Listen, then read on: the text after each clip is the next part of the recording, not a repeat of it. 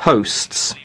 When I visited the country in April 2024, I met victims of this dreadful conflict. They included women who had been the victims of sexual violence. My office has been raising alarm about this crisis for a long time, and I'm deeply disturbed when I see the escalation of violence occurring once again. Since the start of the year, the M23 armed group supported by the Rwanda Defence Forces has stepped up its offensive in the provinces of North Kivu and South Kivu, and tensions are currently rising in South Kivu. If nothing's done, then the worst could still be yet to come for the inhabitants of the eastern part of the country, but also in people living beyond the DRC's borders. There have been attacks by the M23 and their allies. Heavy weaponry has been used in populated areas, and there's been intense fighting with the DRC's armed forces and their allies. This is all very worrying when it comes to respect for human rights and international humanitarian law, and I condemn all violations and abuse. Once again, in this crushing conflict, civilians have been trapped in escalating violence. Since the 26th of January, around 3,000 people have lost their lives and 2,880 have been wounded. The real figures are probably a lot higher. In Goma, on the 27th of January, 2 hospitals were bombed. This killed and wounded many patients, including women and children. I am horrified by the spread of sexual violence. This is an appalling feature of this conflict and has been for a long time, and it could get worse in the current circumstances. According to the judicial authorities, when there was the mass prison break from Muzenza prison in Goma on the 27th January, at least 165 female prisoners were raped. Most of them were killed thereafter in a fire, the circumstances of which remain unclear. In addition, my team is currently checking multiple allegations of rape, gang rape, and sexual slavery throughout the conflict zones. Hundreds of human rights defenders, journalists, and civil society activists have reported to my office that they've been threatened or being searched for by the M23 and Rwandan forces. We have also been providing protection to endangered judicial authorities. I'm really worried and concerned about the proliferation of weapons and the high risk of forced conscription and recruitment of children. Credible reports indicate that M23 has bombed electricity transmission towers that enable water to be supplied to civilians. This fighting has exacerbated a terrible humanitarian crisis, which is the upshot of persistent human rights violations. Since the start of January, over 500,000 people have been displaced. This is in addition to the already displaced 6.4 million people. I'm also disturbed at the allegations of forced returns of thousands of displaced people to their homes in North and South Kivu without any guarantee of their safety or access to basic services. This is therefore return without dignity. Goma Airport, which is so important for humanitarian aid, was rendered inoperable by the M23 and Rwandan forces. Warehouses belonging to the MONUSCO mission and humanitarian organisations have been looted. Excellencies, the risk of violence escalating throughout the sub-region has never been higher. All those with influence over the parties involved, be they states or non-state actors, must step up their efforts to avert a conflagration and to support peace processes. It's also vital that we analyse the political economy of this conflict. I've always been struck by the fact that people in eastern DRC face terrible suffering, whilst many of the products that we consume or use, such as mobile phones, are produced using minerals from the east of the country. So we're all implicated. Those who think they can reach a solution to violence through military means are wrong. An even deeper and wider conflict would have even more devastating consequences for civilians. I call on all parties to lay down their weapons and to resume dialogue within the framework of the Luanda and Nairobi processes. I hope that today's meeting in Dar es Salaam will produce tangible results. We must ensure that the meaningful participation of women in these processes is guaranteed. In the meantime, all parties to conflict must respect international human rights law and international humanitarian law. The M23 Rwandan forces and all those supporting them must facilitate access for humanitarian aid.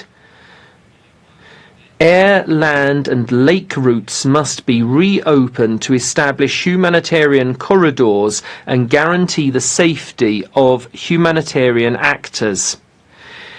In these circumstances, it's crucial to establish the facts and bring perpetrators of offences to justice. We must therefore open up an independent, impartial investigation into human rights violations and abuses and violations of international humanitarian law committed by all parties. I offer my office's support in this regard. I also welcome this week's appeal by the International Criminal Court to all parties concerned to submit information on the situation in the DRC. And I reiterate the United Nations Secretary General's call to the Rwanda Defence Forces to cease all support for the M23 and to withdraw their soldiers from the DRC. The military path is not the answer to the political, social and economic challenges which are at the root of this conflict, including the illegal exploitation of natural resources. In line with the principles of due diligence, states must ensure that any support, financial or otherwise, does not fuel serious human rights violations. Corruption within state institutions must also be tackled. Such institutions must be made efficient and social cohesion restored throughout the country. Press freedom and civic space must be preserved. Hate speech and other forms of incitement to discrimination and violence only stoke conflict and political tension. They're completely unacceptable and ways must be found to confront them. I call on political and community leaders to play a positive role in promoting social cohesion. Excellencies, the Congolese people have been suffering terribly for decades. I express my full solidarity with the victims, their families and human rights defenders. How many more innocent lives must be lost before sufficient political will is galvanised to resolve this crisis? All those with influence must act urgently to put an end to this tragic situation. I thank you. I thank you for that statement, High Commissioner. I would now like to give the floor to Mr. Surya Deva, Chair of the committee, the Coordinating Committee for Special Procedures via video conference. You have the floor, sir. Thank you, Mr. President, Excellencies and distinguished delegates. I have the honor of addressing the Human Rights Council today on behalf of the Coordination Committee of the UN Special Procedures.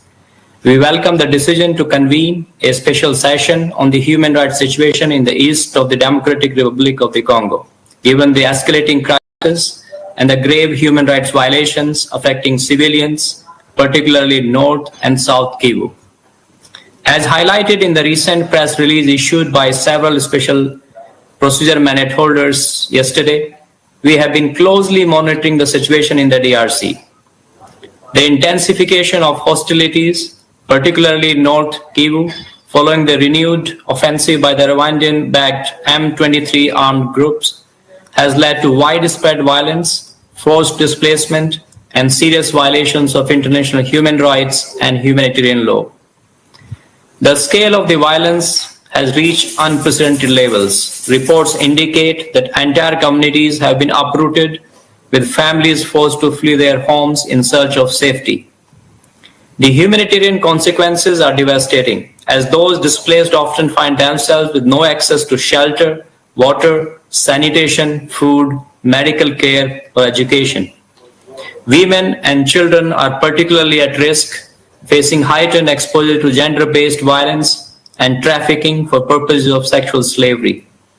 We are also concerned at the devastating impact on children, who are at serious risk of all 6 grave violations against children in armed conflict. In recent weeks, over 700,000 individuals have been displaced due to these hostilities, adding to the already staggering figure of 6.7 million internally displaced persons in the DRC, as also mentioned by the High Commissioner. The indiscriminate bombardment of densely populated areas, including displacement camps, has resulted in mass civilian casualties and triggered panic and forced returns under unsafe conditions. There are also reports of summary executions and civilians being subjected to forced conscription and labor. Reports indicate that M23 movement has systematically dismantled displacement sites in areas under its control, forcing individuals to return to their areas of origin without guarantees of safety or dignity. Thus, displacement sites, which should offer refuge, have instead become sites of renewed violence. Hospitals in the region are overwhelmed, struggling to cope up with the influx of injured civilians amid shortage of medical supplies, personal and essential medicines. Moreover, humanitarian access to conflict-affected areas remains severely restricted, with aid workers facing security threats, looting of relief supplies, and targeted attacks on humanitarian facilities. This has significantly hindered the delivery of life-saving assistance. The collapse of infrastructure in affected regions has severely disrupted essential services, including education and healthcare. The destruction of medical facilities has left countless individuals without access to urgent medical care. This is particularly concerning for vulnerable populations, including indigenous Pygmy peoples,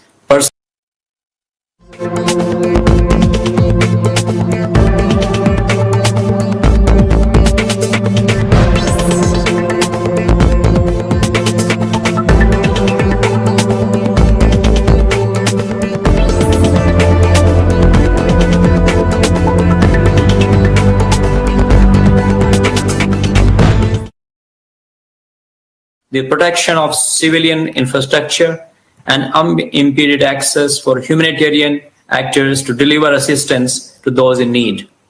We also call on all parties involved in the conflict to refrain from supporting or using mercenary-related actors. We echo the Secretary General's appeal for Rwanda to cease support for M23 and withdraw from the DRC territory. The forced return of internally displaced persons to their areas of origin must end. Their right to voluntary, safe, and dignified solutions must be upheld in accordance with international law. Equally, the targeting of human rights defenders, ethnic minorities, journalists, and humanitarian workers must stop. The international community has a moral and legal obligation to act decisively. We urge member states to increase humanitarian funding to ensure the continued provision of essential services and assistance to displaced populations. In addition, coordinated diplomatic efforts must be intensified to support peace negotiations and to hold accountable those responsible for violations of international human rights and humanitarian law.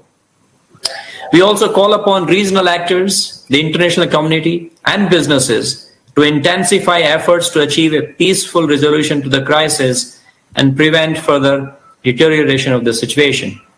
Finally, we stress the need for independent investigations into all reported human rights violations, including attacks on civilians, sexual and gender-based violence, and other abuses perpetuated during the conflict. Establishing robust accountability mechanisms is critical to preventing impunity and ensuring justice for victims. Mr. President, the special procedures remain committed to working with the Council, the High Commissioner, regional human rights bodies, and other relevant stakeholders to monitor, report on, and provide advice regarding measures to address the human rights situations in the DRC. We stand ready to employ all available tools, including conducting country visits and offering technical assistance. We urge the DRC to facilitate pending country visits by mandate holders, including the Special Rapporteur on the human rights of internally displaced persons and the Special Rapporteur on trafficking in persons. The gravity of the situation demands urgent and sustained international engagement. The people of the DRC cannot afford further inaction. They need immediate relief, protection, and a path towards sustainable peace, inclusive development, and justice.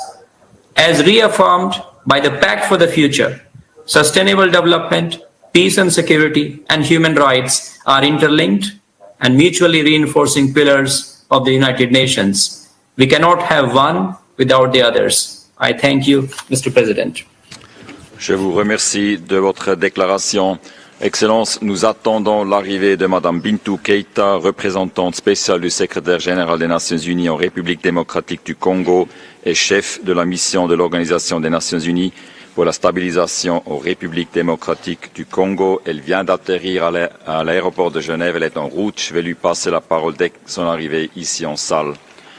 Entre-temps, et conformément à notre pratique, nous commencerons par entendre les délégations des pays concernés. Je donne maintenant la parole à son Excellence, Monsieur Patrick Muyaya Katambwe, ministre de Communication et Médias de la République démocratique du Congo, pour sa déclaration au nom de la République démocratique du Congo en tant que pays concerné. Excellence, Monsieur le ministre, vous avez 5 minutes. Monsieur le Président, Excellences, Mesdames et Messieurs les membres du Conseil des droits de l'homme, la République démocratique du Congo exprime sa profonde gratitude au Conseil pour la tenue de cette session spéciale soutenue par plus de 30 États membres et 22 États observateurs. Cette réunion répond à l'urgence de la situation actuelle et aux violations massives des droits de l'homme et atteintes qui frappent les populations du Nord et du Sud Kivu, résultant de l'agression des forces de défense rwandaises et de leurs supplétifs du M23 et de l'AFC. Les bombardements indiscriminés contre des camps des déplacés et des zones d'habitation civile ont exacerbé une crise humanitaire catastrophique. Ces attaques ont délibérément ciblé des populations vulnérables en violation flagrante de principes d'humanité, des distinctions, des précautions, des proportionnalités, d'interdictions de mots superflus et des souffrances inutiles. Les forces de défense rwandaises et leurs supplétifs ont transformé des zones de refuge comme des hôpitaux en cibles militaires, mettant en danger la vie des milliers d'innocents, parmi lesquels de nombreuses femmes et enfants. Dans la région de Goma, privée d'eau et d'électricité, ces principes du droit international humanitaire ont été systématiquement violés. Les bombardements indiscriminés ont frappé des zones résidentielles, provoquant des déplacements massifs des populations et attaquant de cas de personnes déplacées internes. Cette situation est d'autant plus alarmante qu'elle se déroule dans un contexte où des populations déjà vulnérables se trouvent prises au piège entre les forces rwandaises et leurs supplétifs du M23, notamment soutenus par des acteurs extérieurs. Selon les chiffres de l'ONU, lors de l'agression qui a conduit à l'occupation de Goma, au moins 3000 personnes ont perdu la vie et plus de 3000 autres sont aujourd'hui blessées. Les attaques ciblant les civils, les déplacements forcés et les attaques contre les camps de personnes déplacées internes témoignent d'une brutalité inacceptable, étayé par des atrocités indescriptibles, notamment des meurtres, des viols de moins de 200 femmes, des massacres et les recrutements forcés d'enfants conduits dans des centres de formation à Rutshuru et ailleurs.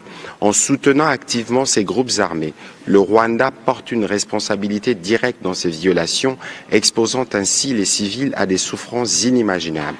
Les forces de maintien de la paix, sous le mandat du Conseil de sécurité, en particulier la MONUSCO, ainsi que les installations humanitaires ont été prises pour cible à plusieurs reprises, compromettant leur capacité à protéger les civils dans un environnement hostile. Nous déplorons également les attaques contre les forces régionales de la SADC qui œuvrent sans relâche pour la stabilité de la région. Monsieur le Président, face à cette situation, la République démocratique du Congo appelle à la mise en place d'une commission internationale d'enquête pour examiner les violations des droits de l'homme commises dans notre pays. Cette commission devra être mandatée pour établir la vérité sur les responsables de ces crimes et rendre des recommandations pour en tenir les auteurs responsables. Nous appelons également à l'adoption des mesures concrètes pour prévenir de telles violations à l'avenir. Il est essentiel de renforcer les mécanismes de surveillance et d'alerte précoce, ainsi que d'assurer une meilleure coordination entre la MONUSCO, les forces de sécurité congolaises et les acteurs régionaux afin de protéger les civils et de prévenir de nouvelles escalades des violences. De plus, il est impératif de garantir un accès humanitaire immédiat et sans restriction pour permettre de mieux prendre en charge des milliers de blessés, évacuer les cas les plus graves et réduire les risques de propagation d'épidémies telles que le choléra, les mpox dans une ville traumatisée dont certaines rues ont été transformées en cimetières. Nous rejetons fermement l'implication continue de certains États, notamment le Rwanda, dans le soutien logistique, militaire et financier à des groupes armés opérant sur notre territoire. Les soutiens du Rwanda au M23, documentés à plusieurs reprises, y compris par les groupes d'experts mandatés par les Conseils de sécurité des Nations Unies, a alimenté la violence dans l'Est de notre pays depuis plus de 30 ans, exacerbant la guerre pour des raisons liées à l'exploitation de ressources minières stratégiques de la République démocratique du Congo. Nous appelons donc ces conseils à tenir le Rwanda responsable de ces crimes de guerre et de ces crimes contre l'humanité, notamment les dépeuplements forcés des populations et leur remplacement par d'autres, ainsi que la domination des nouvelles autorités administratives dans le but d'occuper définitivement ces territoires. Il est urgent d'exercer une pression internationale pour que le Rwanda cesse immédiatement son soutien à ces groupes armés et se retire tout aussi immédiatement du territoire congolais. Monsieur le Président, la République démocratique du Congo reste pleinement engagée dans la recherche de la paix et de la stabilité. Nous réaffirmons notre volonté de travailler de manière constructive avec tous les acteurs régionaux et internationaux, mais il est impératif que la communauté internationale soutienne fermement nos efforts pour mettre fin à cette crise de protection et à la souffrance de notre peuple dans la partie est de notre pays. Nous réitérons donc notre appel à la responsabilité pleine et entière du Rwanda dans cette situation et à des mesures immédiates pour mettre fin à son soutien aux groupes armés. L'adoption par consensus de la résolution qui vous a été présentée serait signe de solidarité pour les millions de Congolais qui vivent aujourd'hui sous l'occupation des forces rwandaises. Je vous remercie de votre attention, Monsieur le Président. Merci. Je vous remercie pour votre déclaration et je donne à présent la parole au distingué représentant du Rwanda pour sa déclaration en tant que pays concerné. Excellence, vous avez 5 minutes. Thank you, Mr. President. I'd like to start by thanking the High Commissioner for the oral statement on the situation in the Eastern DRC, which persistently constitutes a security threat to the Great Lakes region and to Rwanda in particular. The current session is called for at a time when the situation in the Eastern DRC is evolving rapidly. The Eastern African Community Summit of 29th January and the South African Development Summit of 31st January 25 have convened a summit to discuss today and tomorrow with a view to holding a frank discussion on this crisis and in the hope of finding a lasting solution to a crisis. Therefore, we should give a chance to this important regional initiative to bear fruits before preempting their outcome and attempting to feed the ongoing discussions in the relevant UN bodies. This reminds us of the fate of the EAC regional force that made stride in imposing ceasefire and accompanying the peace process from March to September 2023, during which the M23 relinquished 8% of the territory it was previously holding.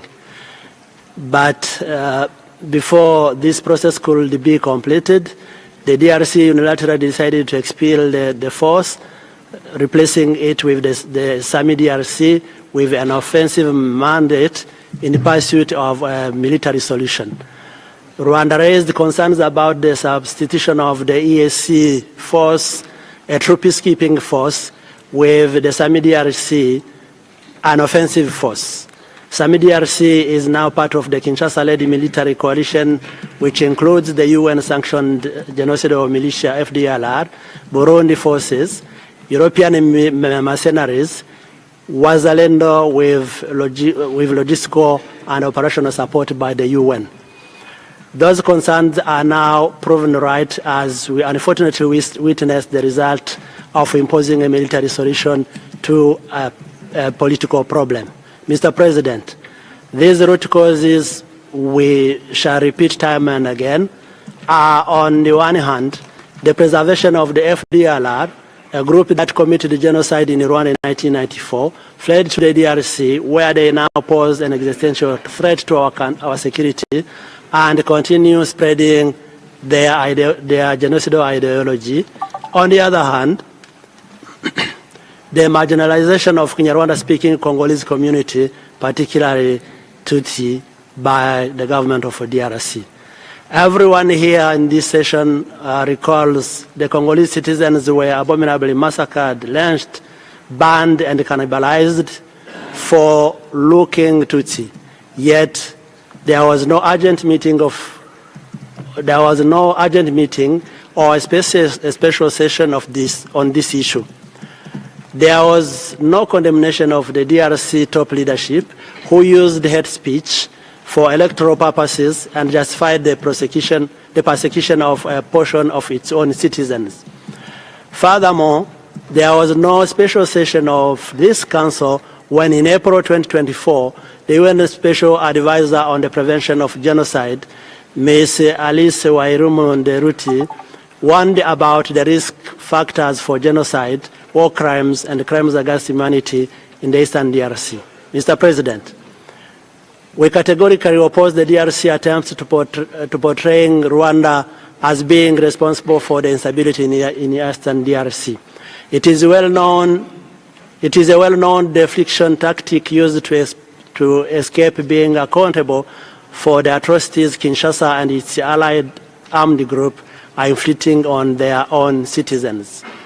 What is clear, however, is the imminent threat the current situation poses to Rwanda. Following the fall of Goma, new evidence has come in light regarding an imminent large-scale attack against Rwanda. The Kinshasa-backed coalition has stockpiled a large number of weapons and military equipment near Rwanda's border, mostly in or around the Goma airport. These weapons include rockets, kamikaze drones, heavy artillery guns capable to shoot precisely within the Rwandan territory. The weapons were not aimed at the threat of operations, at the theater of operations against the M23. Rather, they were pointed directly at Rwanda.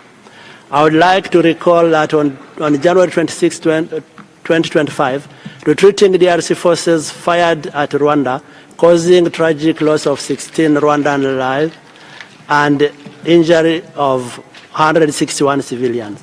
These shelling were deliberate. Excellency, I ask you to come to the conclusion of your statement. They could strongly be condemned.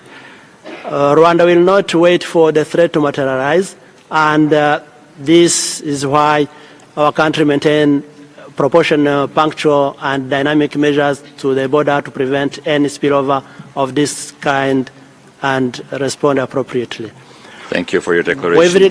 Je donne maintenant la parole à Madame Bintou Keïta, représentante spéciale du secrétaire général des Nations Unies en République démocratique du Congo et chef de la mission de l'Organisation des Nations Unies pour la stabilisation en République démocratique du Congo. Madame, vous avez la parole. Merci, Monsieur le Président du Conseil des droits de l'homme, Monsieur le ministre de la Communication de la République démocratique du Congo, Madame la ministre des Droits humains, Monsieur le ministre du Commerce extérieur, Madame la vice-ministre des Affaires étrangères, Monsieur le vice-ministre de la Défense nationale, Monsieur le haut-commissaire, distingués membres du Conseil des droits de l'homme. Je vous remercie pour cette séance d'urgence sur la situation extrêmement inquiétante en République démocratique du Congo. J'exprime tout d'abord mes condoléances au gouvernement et à la population congolaise qui est victime de ce conflit depuis 30 ans et continue de vivre dans la peur. Mes pensées se tournent aussi vers les FARDC, casques bleus et les soldats de la SAMI-DRC qui ont perdu leur vie ainsi que ceux qui ont été blessés. Je salue leur engagement pour assurer une paix durable en République démocratique du Congo. Je saisis également cette occasion pour condamner les attaques et les pillages contre les Nations Unies et certaines ambassades le 28 janvier à Kinshasa. Je soutiens les initiatives des autorités pour traduire les responsables en justice et de prévenir la récurrence de pareils incidents. Monsieur le Président, depuis le début de cette année, nous faisons face à une avancée sans précédent du M23 et des forces armées rwandaises. La prise de la ville de Goma le 27 janvier a été précédée de combats sanglants opposant d'une part les forces armées de la République démocratique du Congo et leurs alliés et d'autre part le M23 et les forces armées rwandaises. Ces combats en zone densément peuplée ont causé la mort d'au moins 2900 personnes et plus de 3000 blessés. Les conséquences à moyen et long terme m'inquiètent. Surtout la résurgence du choléra et le risque élevé de mpox, l'interruption brusque de la scolarité des enfants et la multiplication des violences sexuelles liées au conflit et des violences basées sur le genre. L'expansion territoriale du M23 au Nord Kivu, où il occupe en partie 4 des 6 territoires, et la prise de plusieurs localités du territoire de Kalehe au Sud Kivu ont causé des déplacements massifs. De plus, nous constatons des violations et d'atteintes aux droits de l'homme, des dégradations matérielles et un accès encore plus incertain aux services sociaux de base. Autrement dit, la situation humanitaire s'est drastiquement détériorée. L'économie de la province de Goma a également été affectée par le conflit. Les activités agricoles et minières, principales sources de revenus pour la population et le gouvernement provincial, sont paralysées. En même temps, la lutte contre l'impunité des crimes graves promus par les autorités nationales risque d'être fortement entravée par les dommages causés aux institutions judiciaires de Goma. Il est impératif que des mesures urgentes soient prises pour stabiliser la région, rétablir la paix et permettre une reconstruction durable. Monsieur le Président, je rappelle la nécessité de poursuivre les négociations diplomatiques entre les gouvernements de la République démocratique du Congo et du Rwanda, notamment dans le cadre du processus de Luanda. Je tiens à souligner le risque d'expansion du conflit dans la région si des mesures urgentes, dissuasives et contraignantes ne sont pas prises pour arrêter l'escalade de la violence. Le cessez-le-feu unilatéralement annoncé par le M23 et son partenaire, l'Alliance Fleuve Congo, le 4 février, n'a tenu qu'un seul jour et permis le renforcement présumé de leur position au nord et sud Kivu et la reprise d'intenses combats dans les environs de la ville de Bukavu. La reprise des offensives dans des centres densément peuplés, comme ce fut le cas à Goma, entraînerait des conséquences dévastatrices sur la population civile. La criminalité et la montée de la justice populaire sont plus qu'alarmantes, avec la prolifération d'armes abandonnées par les soldats et l'errance de plus de 4000 prisonniers évadés de la prison centrale de Goma le 27 janvier. Mr. President, while I am speaking, youth are being subjected to forced recruitment, and human rights defenders, civil society actors and journalists have also become a major population at risk. MONUSCO continues to receive requests for individual protection from them, as well as from judicial authorities under threat and at risk of reprisal from M23 in areas under its control. Such reprisal must stop immediately. Furthermore, mis- and disinformation are rampant and pose serious risk. The suspension of social networks such as X and TikTok by the Congolese authorities is a serious infringement of the right to information and must be swiftly lifted in line with the statement of the Vice Prime Minister of Interior. In a region with a sensitive history, ethnically motivated attacks remain a serious concern. United Nations Joint Human Rights Office documented a case of allegedly ethnically motivated lynching in an internally displaced person site, as well as physical and verbal violence against journalists in Goma. In Kalehe, South Kivu, our Joint Human Rights Office has received reports of physical attacks, abduction and extortion of civilians linked to the perceived ethnicity of the victims. I thus call for unity and social cohesion and encourage the adoption of the draft law against tribalism, racism and xenophobia. I reiterate that the humanitarian situation in Goma is catastrophic. The decomposing bodies collected from the streets of Goma prompted WHO to warn of potential epidemics. Medical personnel are facing electricity cuts and lack fuel for their generators. They work under extremely difficult conditions when ensuring the treatment of patients and the functioning of morgues. I again call on the international community to advocate for humanitarian assistance to reach Goma immediately. The rebuilding and reopening of Goma Airport, along with the cessation of GPS jamming and spoofing practices, is vital for the evacuation of the wounded and the entry of aid. Hundreds of thousands of displaced people are being forced by M23 to return to their places of origin without any guarantee or humanitarian assistance on their safe and dignified return. Among them are people with chronic diseases such as HIV or tuberculosis. We must ensure the continuation of their life-saving treatment.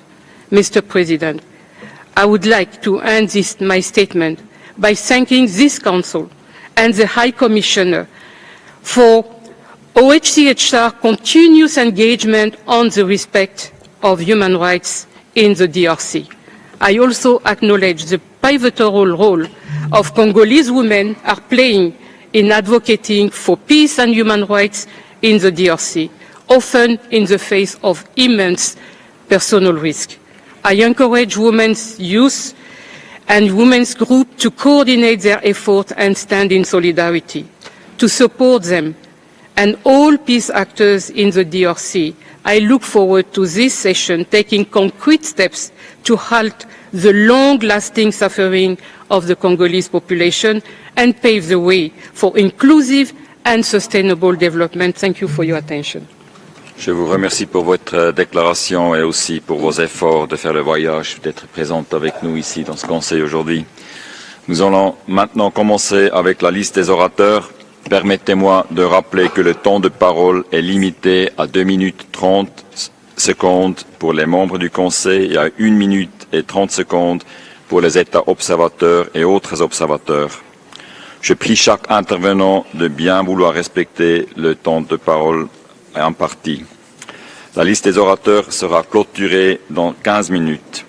Nous commençons par la liste des orateurs pour les États membres du Conseil et je donne la parole au distingué représentant de la Suède au nom d'un groupe de pays. Vous avez la parole. Mr. President, I have the honor to speak on behalf of the Nordic and Baltic countries. And let me start by thanking the High Commissioner and the Special Representative for their clear and compelling briefings.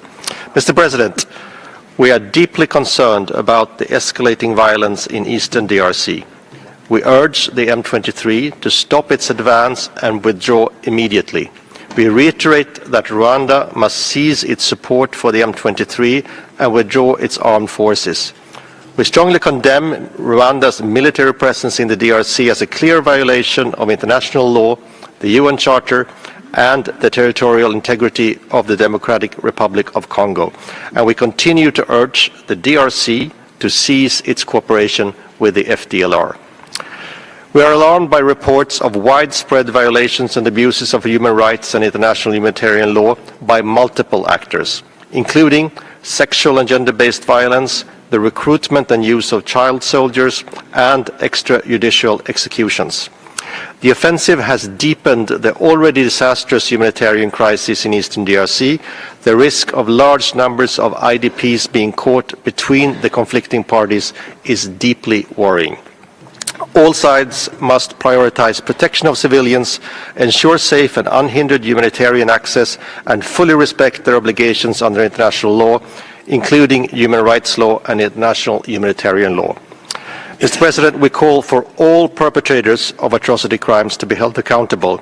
Impunity must not be allowed.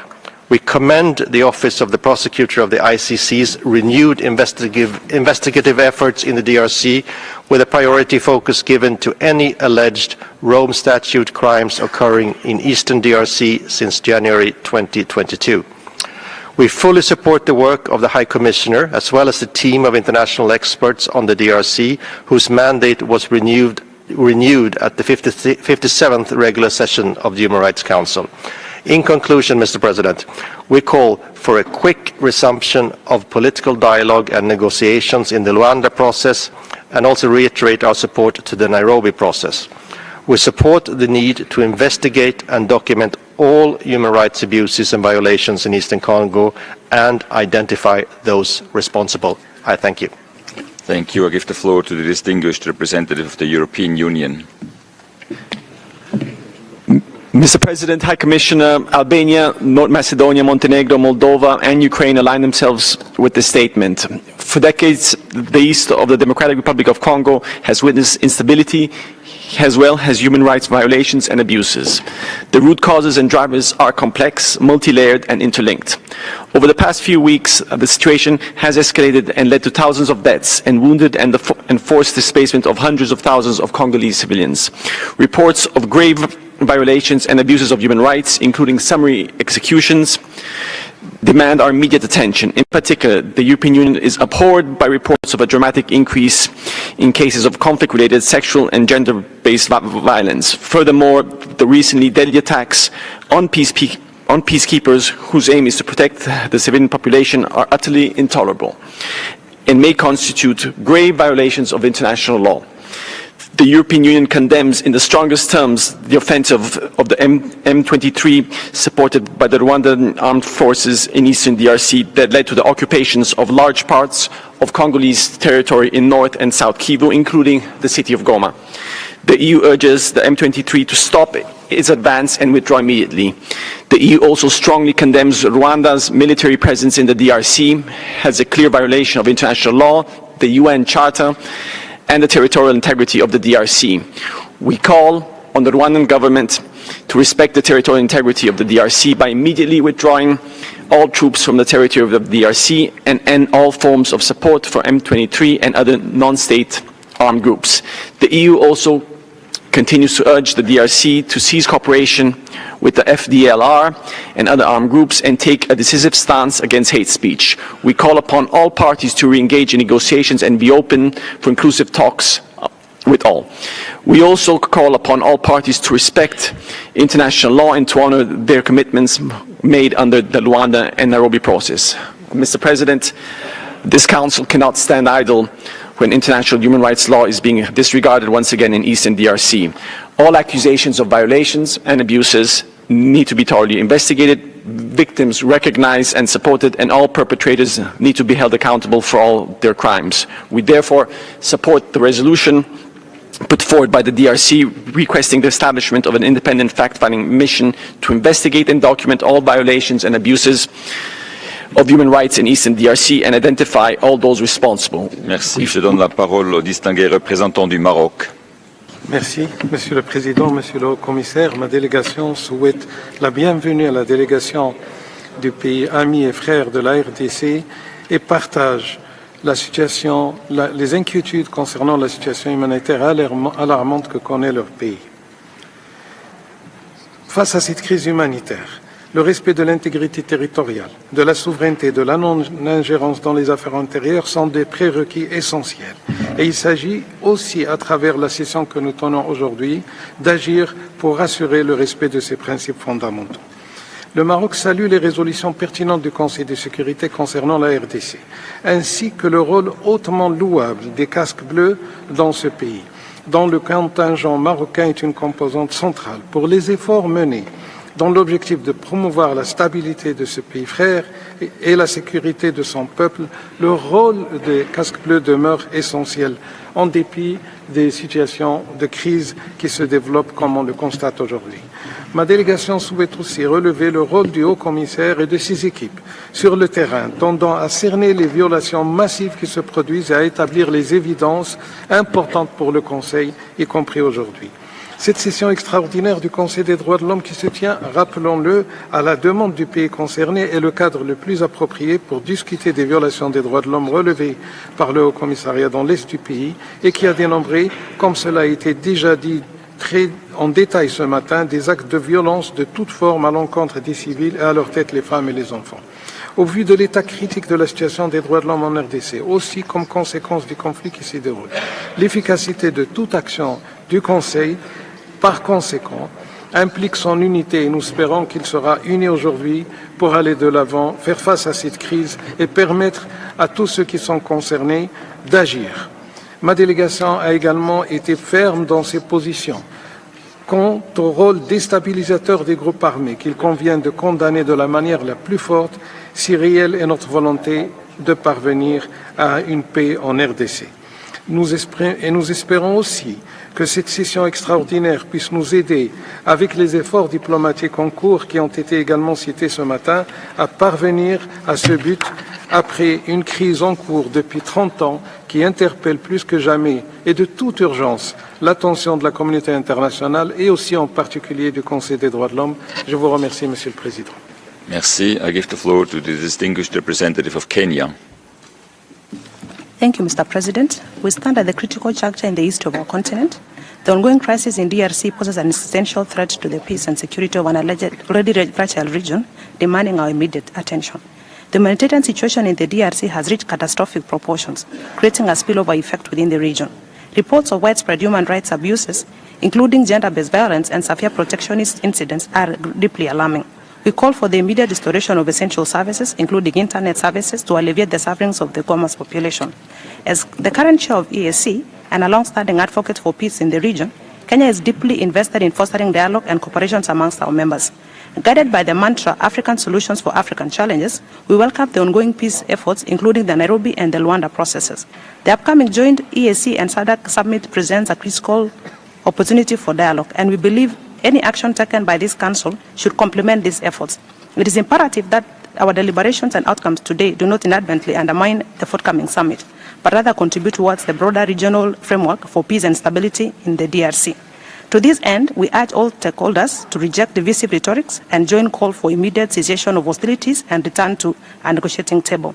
We remain committed to working with all parties to achieve a lasting, peaceful resolution that respects sovereignty and territorial integrity of DRC, while addressing the legitimate security concern of all states in the region. The situation in eastern DRC is not merely a localized conflict, but a manifestation of historic challenges intertwined with the legacy of colonialism, wanton and illicit resource extraction, political fragmentation, and intercommunal divisions, which must be addressed. These deep-rooted injustices have undermined governance, fueled conflict, and human suffering. We urge this Council to take concrete steps in addressing human rights situations in DRC as a testament of our collective resolve as a national community to shape a just and peaceful world. I thank you. Thank you. Je donne la parole au distingué représentant de la France. Président, la dégradation de la situation rendait indispensable une session extraordinaire de ce Conseil. Et au moment où les chefs d'État de la région se réunissent, ce Conseil doit adresser le message qu'appelle son mandat. Cette situation dans le Nord Kivu est alarmante. Depuis plusieurs années et de longue date déjà, la France est mobilisée et appelle à la mobilisation de la communauté internationale. L'offensive lancée par le F-23 avec le soutien du Rwanda a des conséquences catastrophiques pour une population déjà vulnérable et les rapports du haut-commissaire et de la représentante spéciale du secrétaire général jettent une lumière crue sur ce qu'il se passe. La France condamne à nouveau fermement l'offensive du M23, groupe rebelle soutenu par le Rwanda qui doit se retirer immédiatement des territoires dont il a pris le contrôle. La France appelle à la reprise du dialogue, elle réitère son soutien au processus de Luanda et Nairobi, elle appelle les parties à respecter leurs engagements.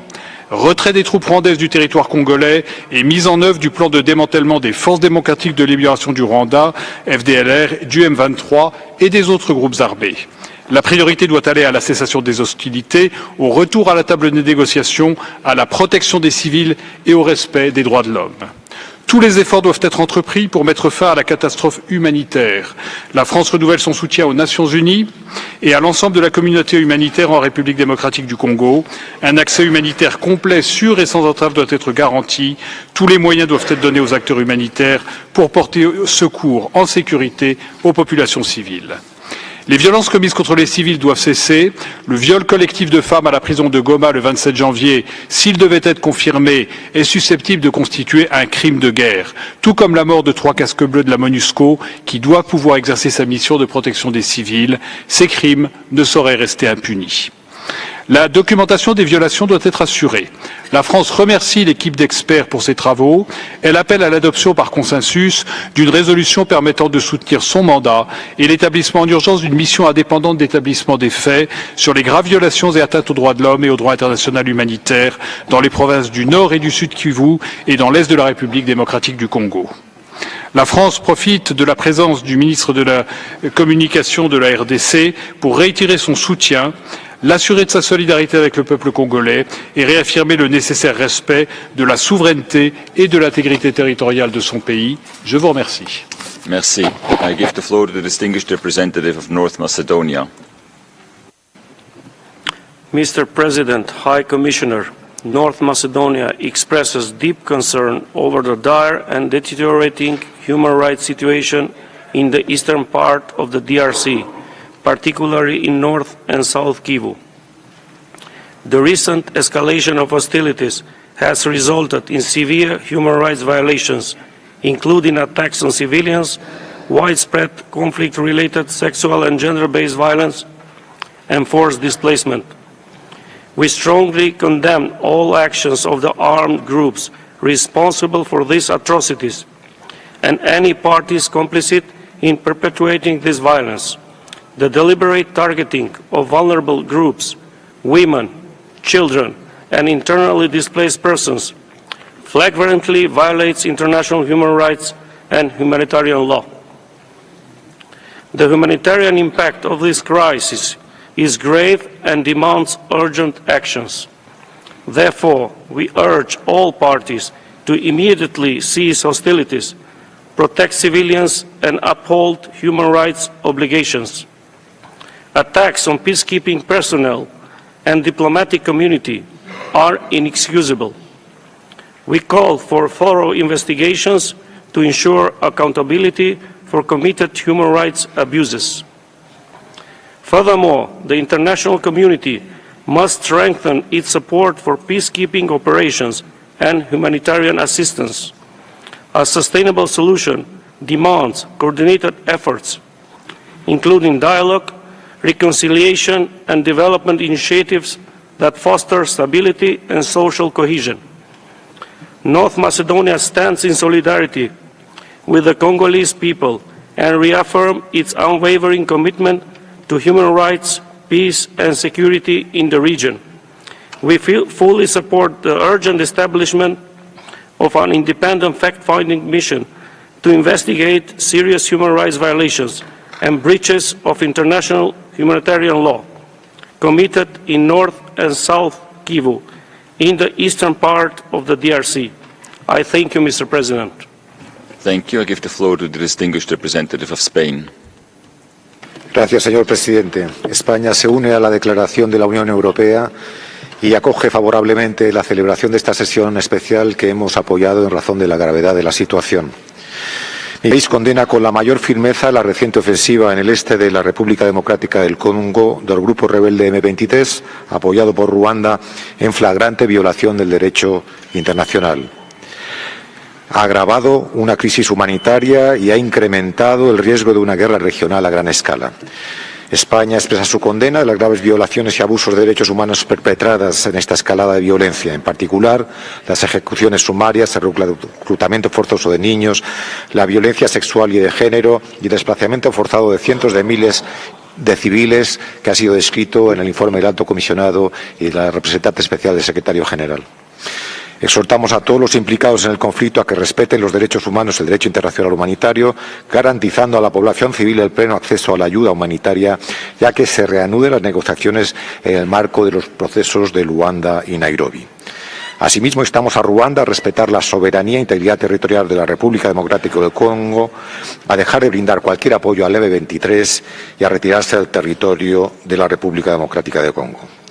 España respalda el proyecto de resolución presentado, solicitando el establecimiento de una misión independiente que documente e investigue las graves violaciones de los derechos humanos y del derecho internacional humanitario cometidas en los dos kibus desde enero del año 22.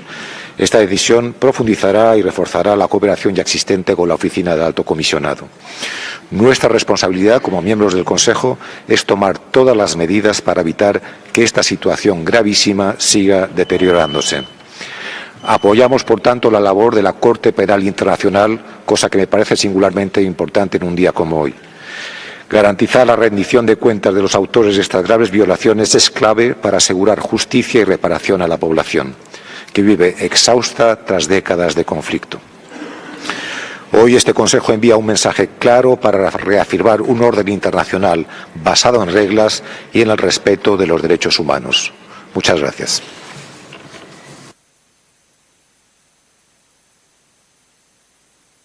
Thank you, Excellencies, colleagues. The list of speakers is now closed, and I give the floor to the distinguished representative of Ghana. Mr. President, Ghana conveys its appreciation to the Presidency for swiftly convening the special session of the Council. We also thank the High Commissioner and other briefers for the informative briefing on the prevailing human rights, security, and humanitarian situation in Eastern DRC. My delegation is gravely concerned about the unfolding crisis and the widespread violence, mostly affecting civilians in the region of North and South Kivu. We regret very much the indiscriminate military attacks and the ongoing violation of the international humanitarian law and human rights law. We are further saddened by the loss of lives of UN peacekeepers who have had to pay the ultimate sacrifice, and express our condolences to their families and governments. We strongly support the passionate calls for the end of all forms of violence against civilian population made by the Secretary General of the United Nations, the African Union Peace and Security Council, and recently by the Southern African Development Community. We further underline the need for accountability for all atrocities committed against civilians. Mr. President, the recurring instability in Goma is likely to plunge the DRC and the entire region into dire political, economic, social, and human rights and humanitarian crisis. The sheer number of internally displaced persons will not only pose significant security and humanitarian risk, but would draw the region back on the socio-economic gains made over the years. Ghana appeals to the humanitarian community to rally immediate support for the protection of the population, particularly the vulnerable section of the population, notably women and children. Ghana further calls for the immediate halt to the military hostilities and de-escalation of the mounting tensions. We address our call to all armed groups to lay down their weapons and withdraw from the sovereign territory of DRC. All actors, both state and non-state, have a duty to respect the Charter of the United Nations and its principles, which serves as a bedrock of the international system, including the obligation to settle disputes through peaceful means. In this context, we urge all the armed actors participating in the ongoing conflict to submit to dialogue, which remain crucial to restoring peace, stability to Eastern DRC. In conclusion, I wish to reiterate Ghana's respect for the sovereignty and territorial integrity of the DRC. Thank you. And to contribute meaningfully to the ongoing... Thank you. I give the floor to the distinguished representative of Germany. Mr. President, Mr. High Commissioner, Germany aligns itself with the statement delivered by the European Union. Germany firmly condemns the Rwanda-backed M23 offensive. The actions by the M23 and the Rwandan Defense Forces constitute a blatant violation of the sovereignty and territorial integrity of the Democratic Republic of Congo, and they have grave humanitarian consequences. The people of Eastern DRC, a region already facing severe poverty and instability and marked by decades of conflict, now face a spiraling humanitarian and human rights crisis. There have been appalling reports of severe sexual and gender-based violence by both sides, including mass rapes, the use of child soldiers, and summary killings. Information received from Goma's hospitals paint a horrific picture of utter disregard of human rights, humanitarian law, and indeed humanity. We therefore thank the High Commissioner for his timely briefing today.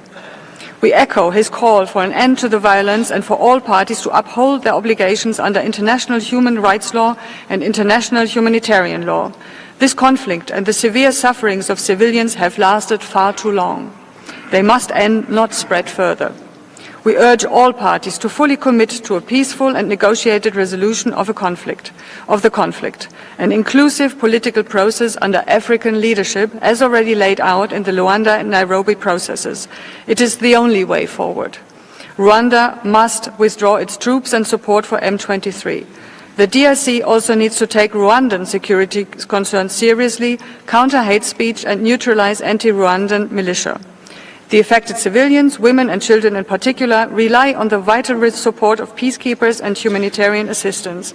Humanitarian organizations need full, safe and unhindered humanitarian access to all people in need, so that they can continue their life-saving efforts. We therefore call upon all actors to grant this access immediately. We welcome that the initiative has been brought forward by the concerned country, the DRC itself. Germany is ready to support the proposed establishment of an independent fact-finding mission to ensure that violations are documented and all perpetrators are held accountable. Thank you. Thank you. Je donne la parole à la distinguée représentante de la Suisse. Merci, Monsieur le Président.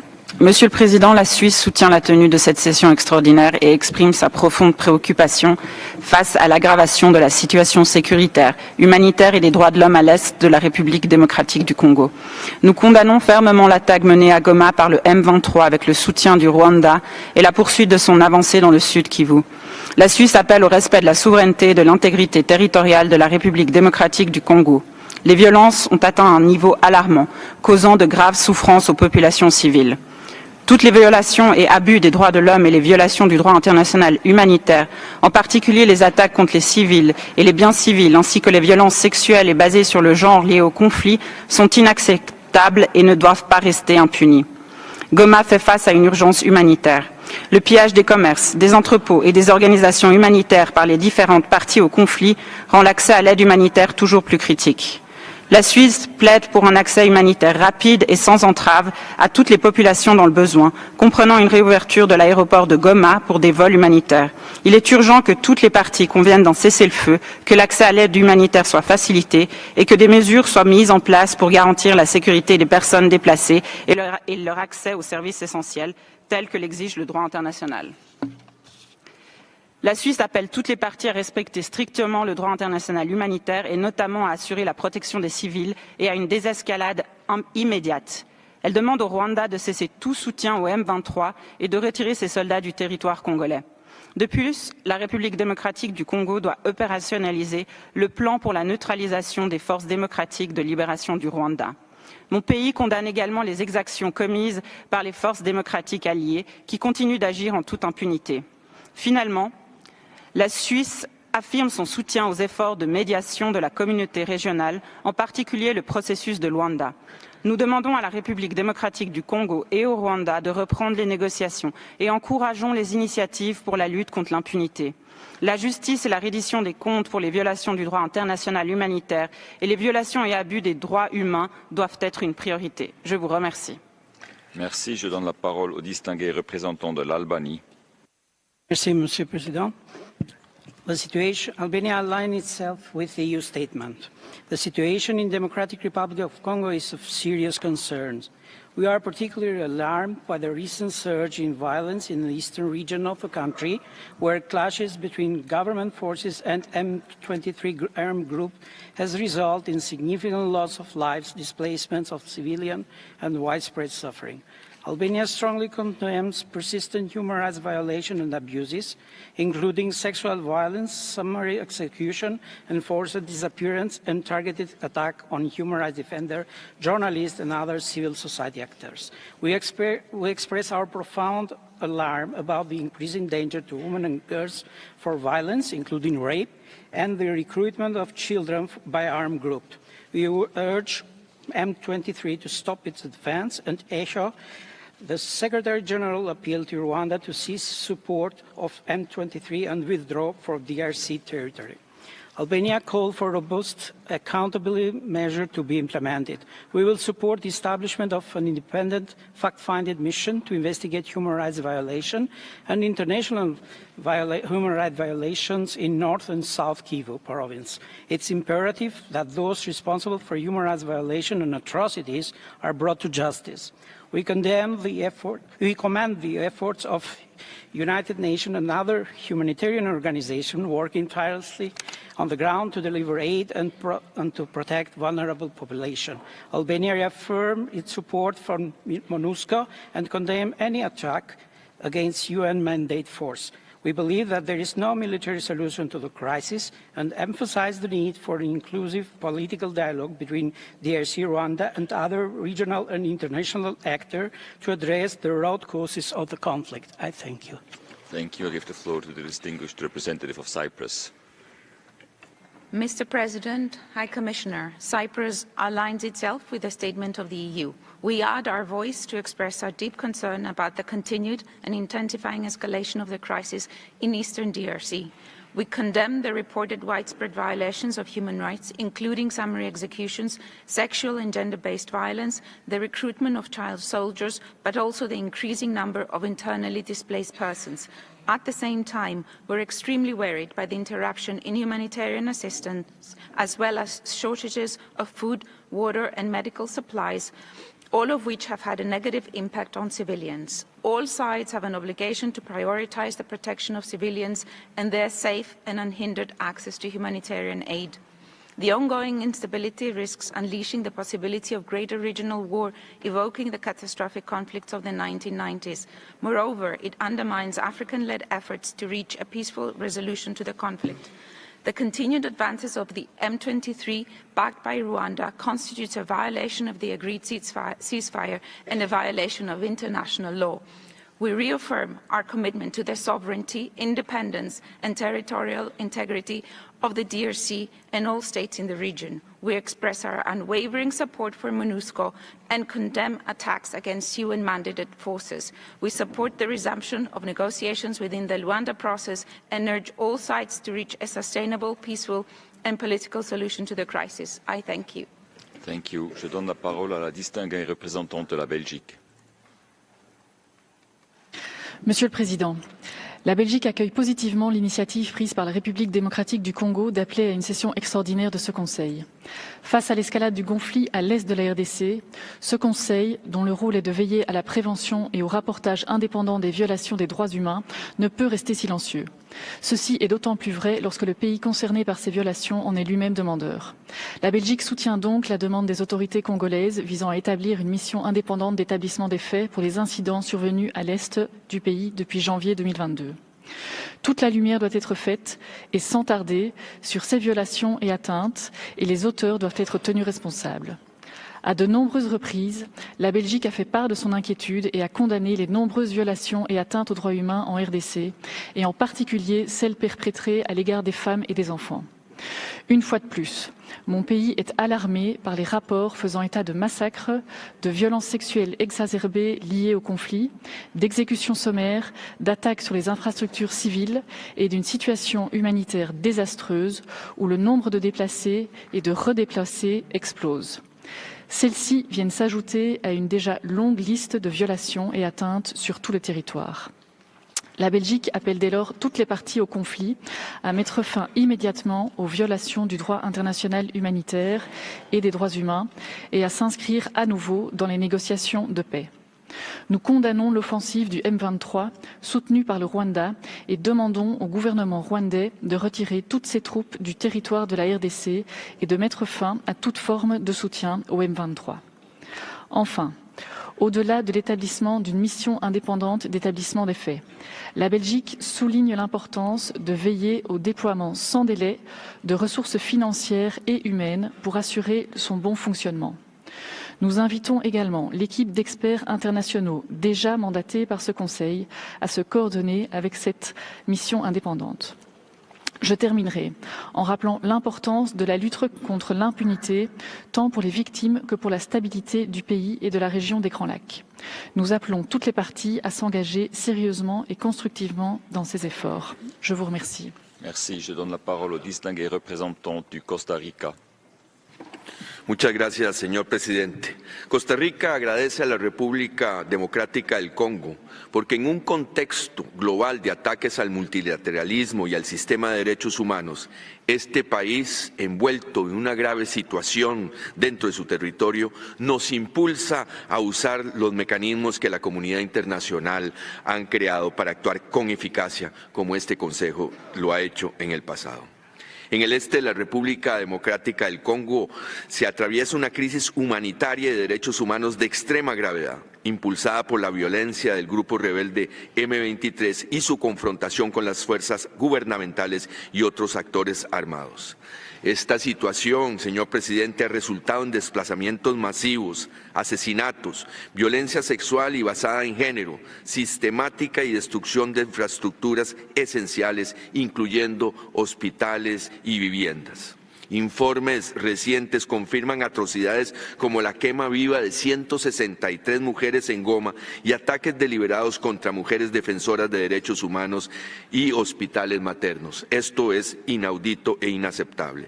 Este conflicto tiene raíces geopolíticas complejas con el fin de controlar las vastas riquezas minerales de la región. Desde hace décadas, señor presidente, venimos advirtiendo de que el medio ambiente, el agua y los recursos naturales serían la causa de muchos conflictos modernos. Por eso resulta esencial avanzar en el respeto, promoción y protección del derecho humano a un ambiente limpio, saludable y sostenible, así como en el ejercicio ambientalmente sostenible de los derechos económicos, sociales y culturales como herramientas para la consolidación de sociedades pacíficas. Señor presidente, Costa Rica hace un firme llamado al cese de las hostilidades y a que todas las partes en el conflicto respeten los derechos humanos y el derecho internacional humanitario en la conducción de sus operaciones. Es imperativo fortalecer el apoyo a las víctimas, garantizar el acceso humanitario y exigir rendición de cuentas a los responsables de crímenes de guerra y violaciones de derechos humanos. Quienes se benefician de cuantiosos contratos con Ruanda y la República Democrática del Congo para la extracción de minerales tienen que hacerse responsables y anteponer sus intereses económicos al respeto por la dignidad humana. No podemos permitir que el avance tecnológico se dé a costa de la vida, integridad y explotación despiadada de las personas, violando y abusando impunemente de sus derechos.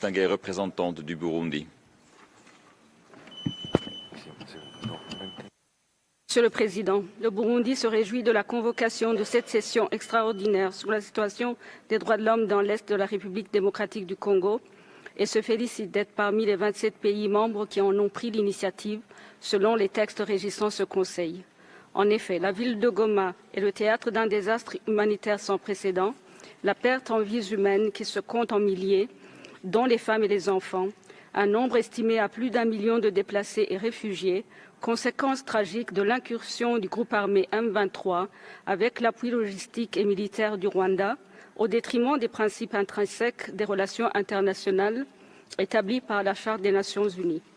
Nous saisissons ce moment pour réaffirmer au nom du gouvernement du Burundi notre solidarité au peuple congolais et exprimer nos condoléances aux familles endeuillées et rendons hommage aux casques bleus et autres membres du personnel des Nations Unies qui ont fait le sacrifice ultime au bénéfice de la paix.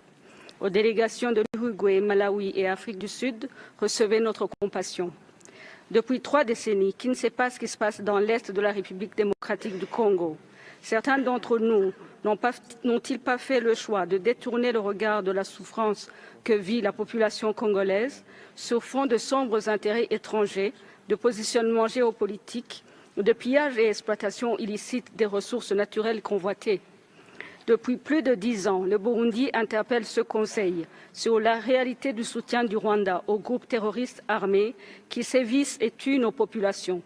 Vous en avez la démonstration assumée et décomplexée, et le risque d'embrasement dans la région des Grands Lacs est aujourd'hui à prendre en considération. Le temps est venu de l'établissement des faits, de dégager les responsabilités et de la reddition des comptes en adoptant une résolution forte qui condamne les violations graves et persistantes des droits de l'homme dans les provinces du Nord et Sud Kivu et impose aux forces rwandaises et au M23 de se retirer instamment des zones occupées. L'intégrité territoriale et la souveraineté nationale de la République démocratique du Congo doivent être restaurées et respectées. Le Burundi croit fermement en la coexistence pacifique entre les nations et à cet égard soutient les efforts consentis par l'Union africaine ainsi que les autres mécanismes régionaux et sous-régionaux dans le cadre des processus de Luanda et de Nairobi pour instaurer une paix durable en République démocratique du Congo. Je vous remercie. Merci. I give the floor to the distinguished representative of Japan.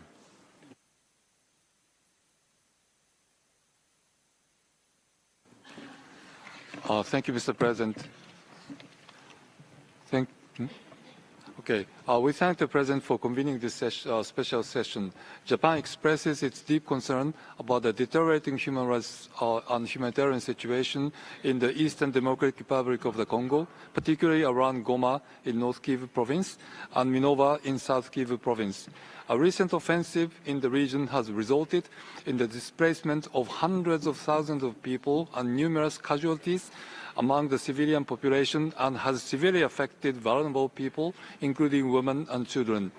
Japan extends its deepest condolences to the victims and conveys its heartfelt sympathy to all who are injured. Those lost and injured include personnel of the United Nations Organization Stabilization Mission in the Democratic Republic of the Congo, MONUSCO, and the Southern African Development Community Mission in the Democratic Republic of the Congo. Japan renews its call on M23 to immediately cease its attacks and withdraw. In this regard, we urge all parties to respect the ceasefire agreement and to respect MONUSCO's mission to protect civilians and ensure humanitarian access to those in need. We also call on all parties to uphold their obligations under international humanitarian rights and humanitarian law, including protection of the civilians and diplomatic missions. Japan believes that the diplomatic and political solution by the DRC, Rwanda, and other countries in the region, as well as the securing of the sovereignty and territorial integrity of the DRC based on respect for the rule of law and humanitarian dignity, are important in order to achieve sustainable peace in the eastern DRC. Japan supports regional peace mediation efforts, including the Rwanda process and the Nairobi process, and calls for the immediate resumption of negotiations for peace. Japan will support the proposed resolution and continue to work with the international community and support regional peace mediation efforts aiming to protect civilians and uphold their human rights. Thank you, Mr. Chair. Thank you. I give the floor to the distinguished representative of Brazil. Thank you, Mr. President. Brazil is following with great concern the deterioration of human rights and humanitarian situation in the east of the Democratic Republic of Congo. We call on all parties to recommit to the ceasefire agreement and to engage in ongoing mediation efforts, as well as to respect international human rights and humanitarian law. Moreover, Brazil urges all actors to allow unimpeded humanitarian aid to the population affected. Brazil emphasizes that the protection of civilians is a fundamental obligation under international law. We are particularly concerned about acts of violence targeting civilians and civilian infrastructure, including reports of sexual and gender-based violence. Threats against human rights defenders, journalists, and civil society organizations must also be condemned, along with the use of hate speech. We reiterate that all parties to the conflict are obliged to ensure the safety and the protection of UN personnel and facilities. Brazil supports the role of MONUSCO and SAMI-DRC to regional stability and peace. Brazil also supports the work of the HRC's team of international experts to improve the human rights situation in the whole Congo and as an important means to bring peace and security to the region. Thank you. Thank you. I give the floor to the distinguished representative of the Republic of Korea. Thank you, Mr. President. The Republic of Korea is gravely concerned about the rapidly deteriorating situation in the Eastern Democratic Republic of the Congo. Innocent civilians, including women and children, are enduring extreme suffering due to widespread violence, displacement, and deprivation of essential services such as food, water, and health care.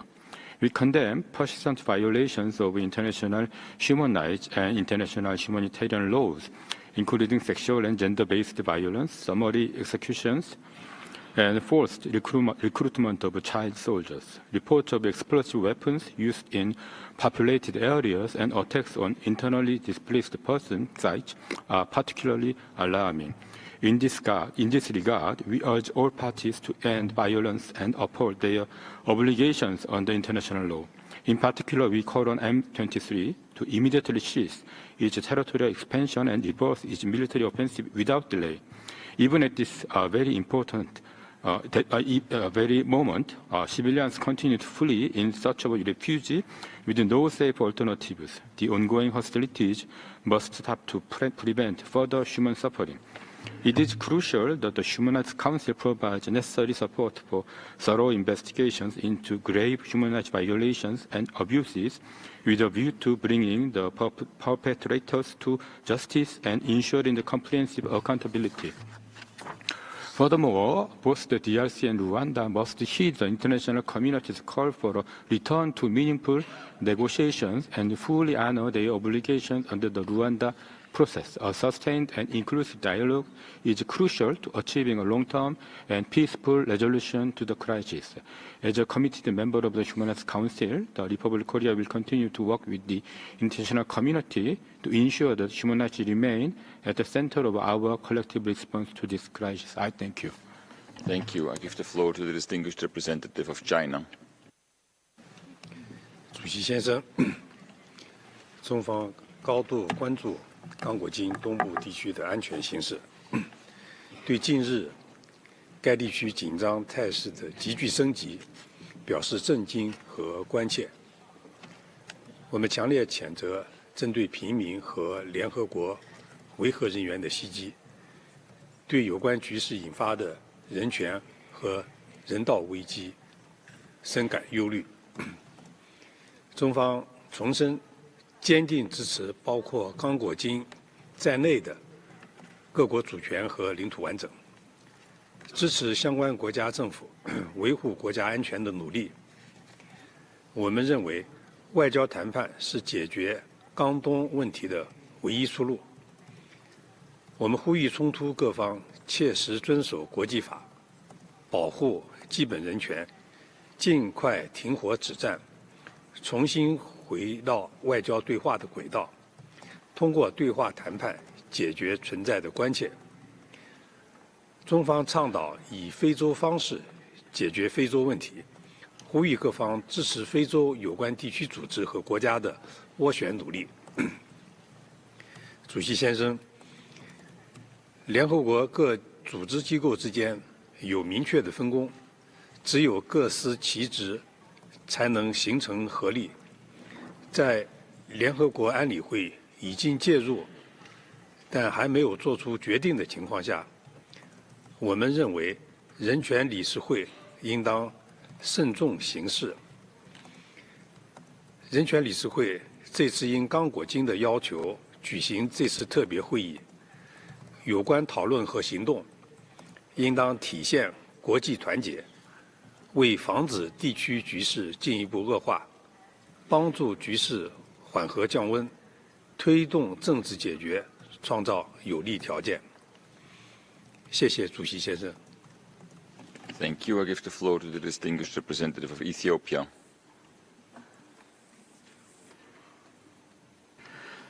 Thank you, Mr. President.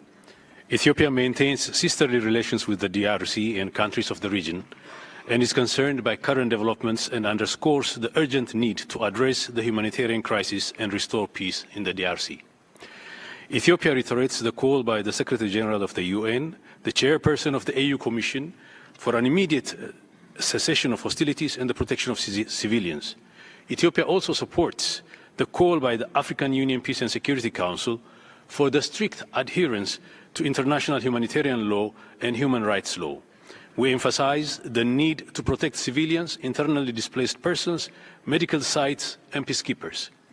Ethiopia reaffirms the fundamental importance of respecting the principles of non-interference in the internal affairs of sovereign nations and fostering friendly relations among states.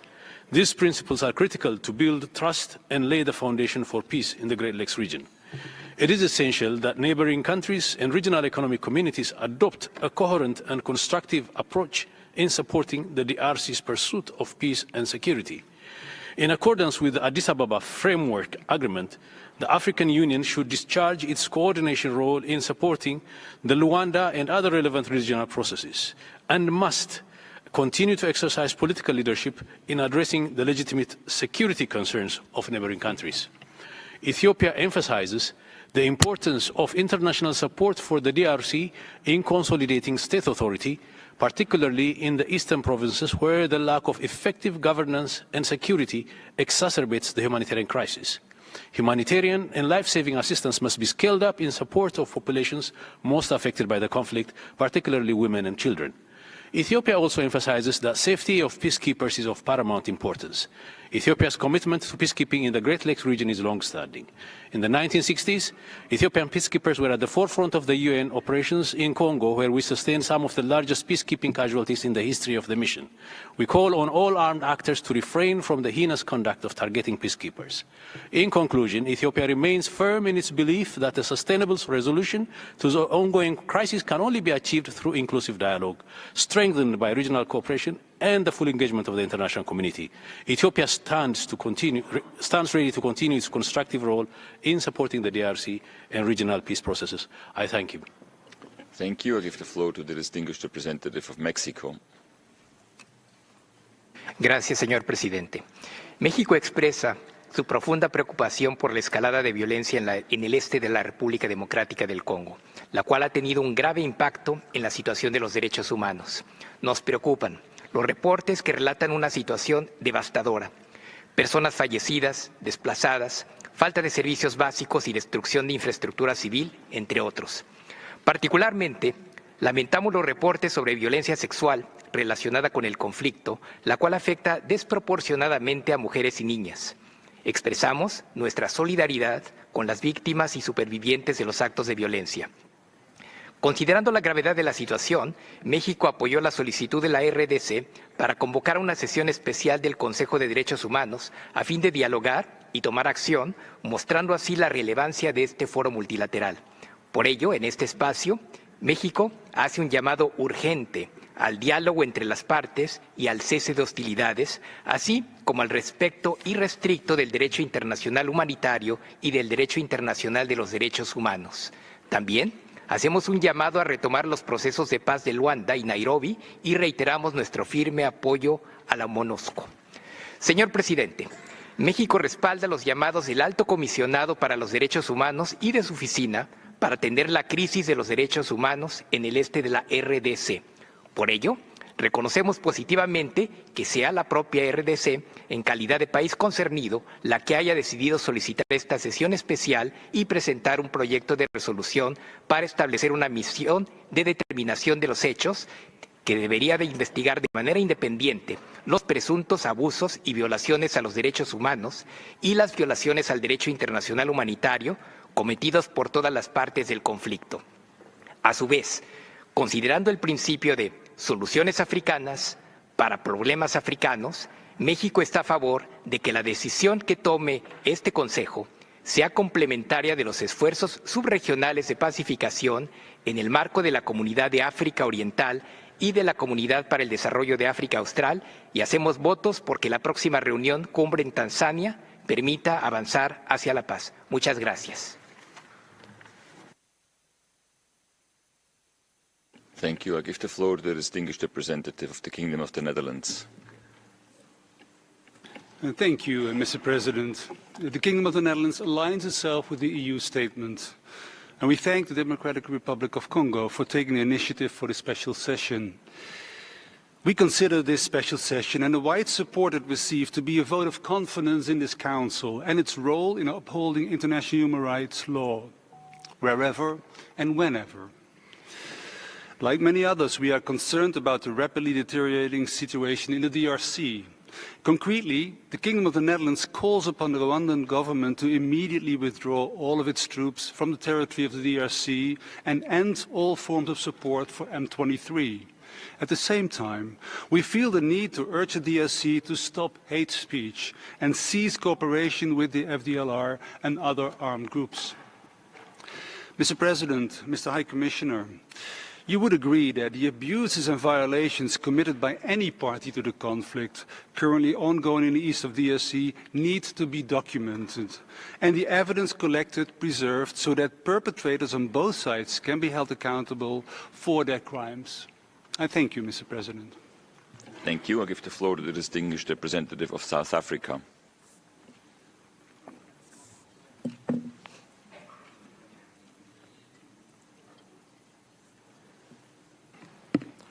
Thank you, Mr. President. South Africa stands in solidarity with the people of the DRC following the destruction wreaked on their lives of the innocent as a result of the recent M23 offensive in the eastern part of the country. We wish to reaffirm our unwavering commitment to continue supporting the DRC to secure the lasting peace and prosperity that its people and those of the Great Lakes have yearned for and rightly deserve.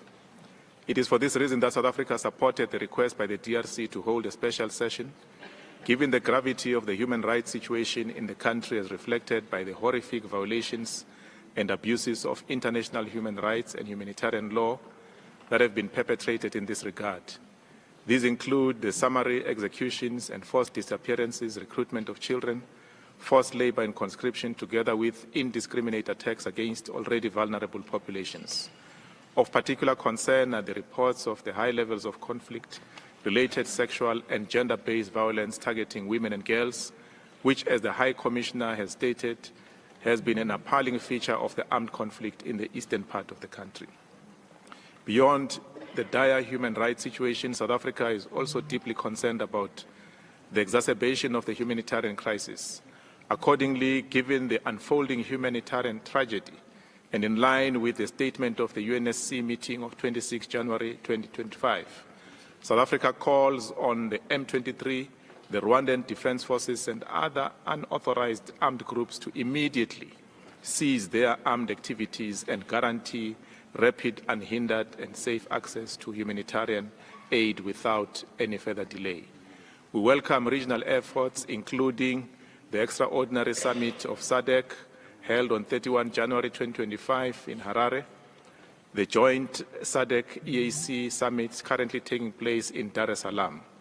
We similarly reiterate that there can be no military solution to the current conflict and call on parties concerned to immediately go back to the Rwanda process and resume the Nairobi processes. Given the sheer scale of this human suffering, we fully support the resolution that is currently under consideration, and indeed we believe that the establishment of the fact-finding mission is the right way to go. I thank you, Mr. President. Thank you. Je donne la parole au distingué représentant de l'Algérie.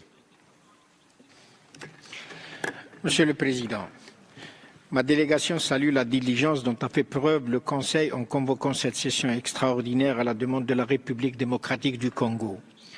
L'Algérie est profondément préoccupée par la reprise du conflit à l'est de la RDC, engendrant des violences systémiques, en particulier les attaques contre les civils, les femmes et les enfants, ainsi que les violations massives des droits humains et du droit humanitaire.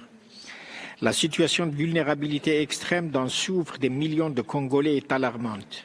L'Algérie insiste sur l'importance vitale de garantir l'accès de l'aide humanitaire aux personnes vulnérables et rappelle à toutes les parties leurs obligations en vertu du droit international humanitaire.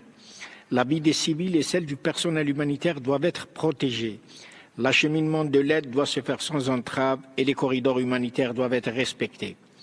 L'Algérie appelle instamment à la retenue et à la désescalade dans la perspective de permettre la reprise du dialogue, en vue d'une solution politique à même de mettre fin à la souffrance des Congolais, de garantir le respect de la souveraineté et de l'intégrité territoriale de la RDC et d'instaurer une paix durable dans la région. Dans cet esprit, l'Algérie fait sienne les conclusions des sommets extraordinaires de la Communauté d'Afrique de l'Est et de la Communauté de développement d'Afrique australe. Elle se réjouit particulièrement de la tenue, au moment où on l'en parle, à Dar es Salaam, d'un sommet conjoint SADC, Communauté d'Afrique de l'Est. Dans le même sillage, l'Algérie soutient pleinement les processus régionaux en cours et appelle toutes les parties à honorer leurs engagements. Elle exprime, malgré une lourde adversité, ses encouragements aux efforts et son soutien au Kenya et à l'Angola dans leurs efforts de médiation patients et soutenus entre toutes les parties au conflit. L'Algérie se dit prête à accompagner ces efforts de médiation régionale en cours et à œuvrer au service du rétablissement de la paix et de la stabilité en RDC et dans la région des Grands Lacs. Je vous remercie. Merci. I give the floor to the distinguished representative of the Gambia. Thank you, Mr. President. The Gambia extends its deepest condolences to the government and people of the Democratic Republic of Congo for the tragic loss of lives in recent events that have engulfed the eastern part of the country.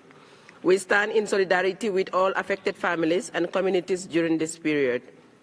As a firm advocate of accountability for gross human rights abuses whenever they occur, the Gambia underscores the importance of accountability mechanisms as a critical pillar of ending impunity. The Human Rights Council has a crucial role to play to restore respect for human rights for the people of DRC and ensure accountability for perpetrators of human rights violations. However, the crisis in DRC requires a comprehensive and inclusive approach to ensure lasting peace and security. In this regard, the upcoming AU Peace and Security Council meeting at the heads of states level on the 14th of February 2025 will provide an opportunity to chart a path forward for sustainable peace in the region.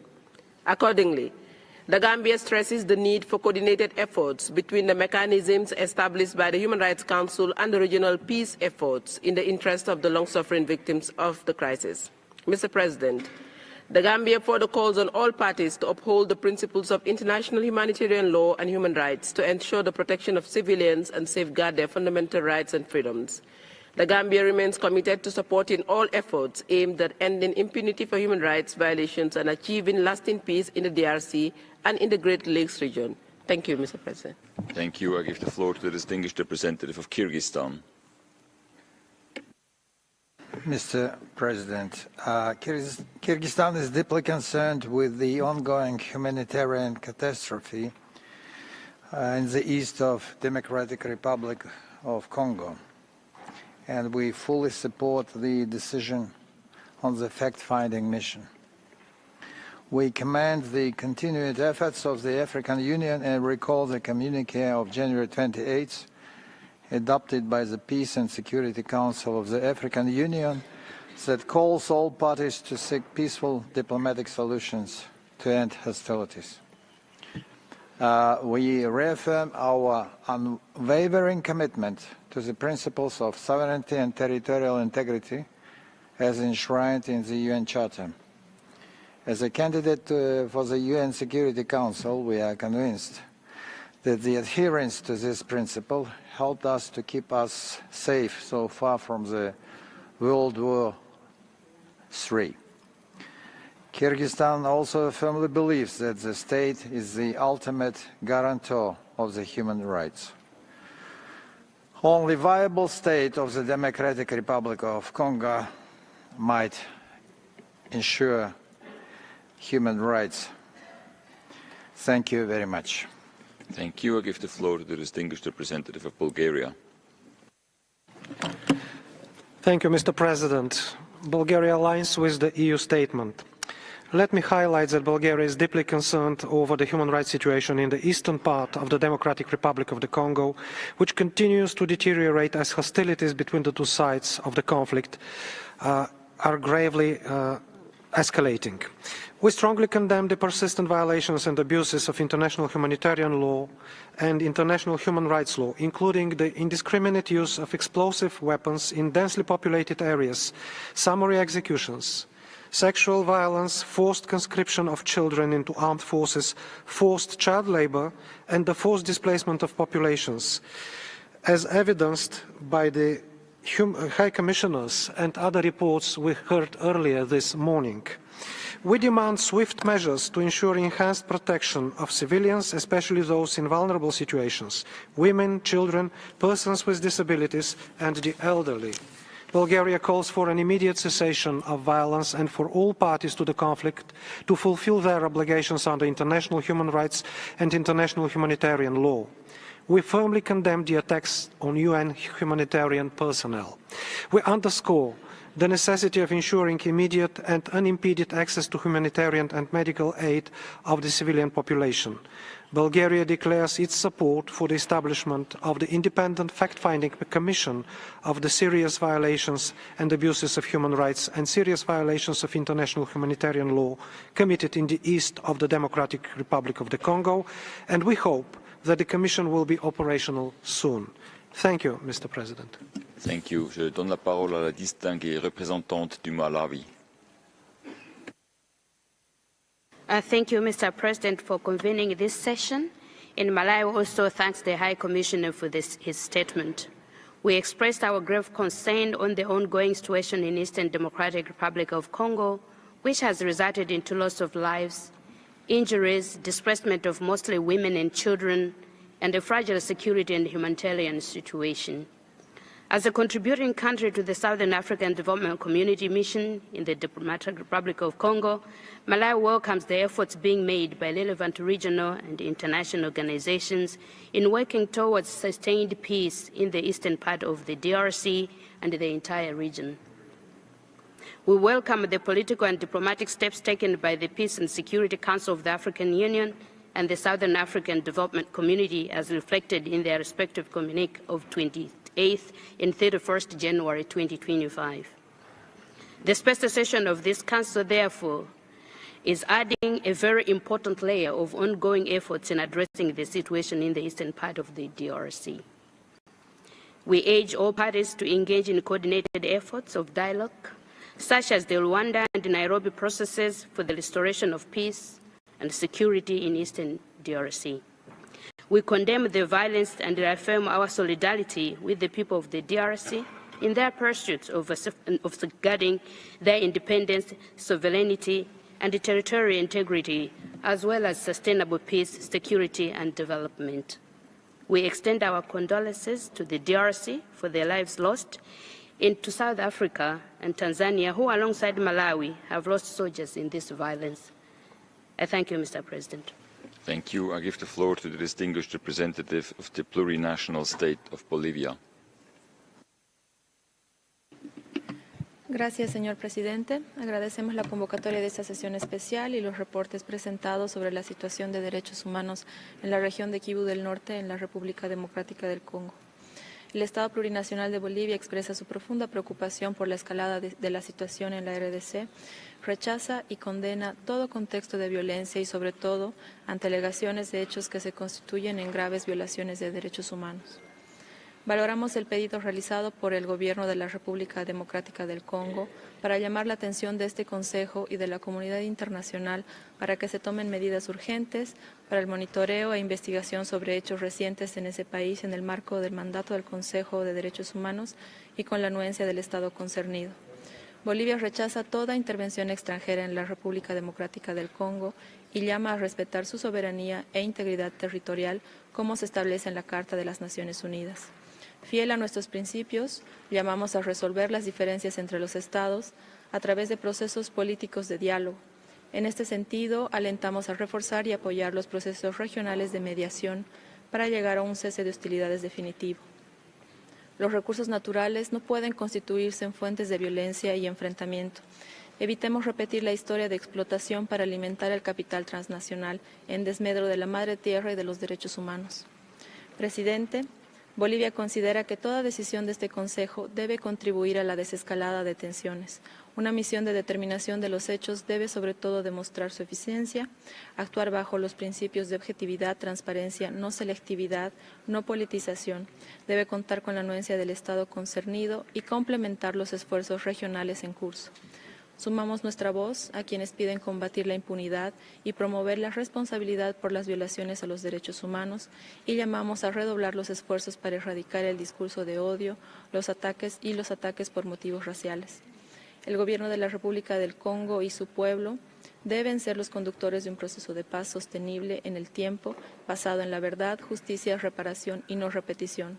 Exhortamos a todas las partes a cesar hostilidades y honrar los acuerdos para establecer un alto al fuego sin demora y evitar una escalada de hostilidades.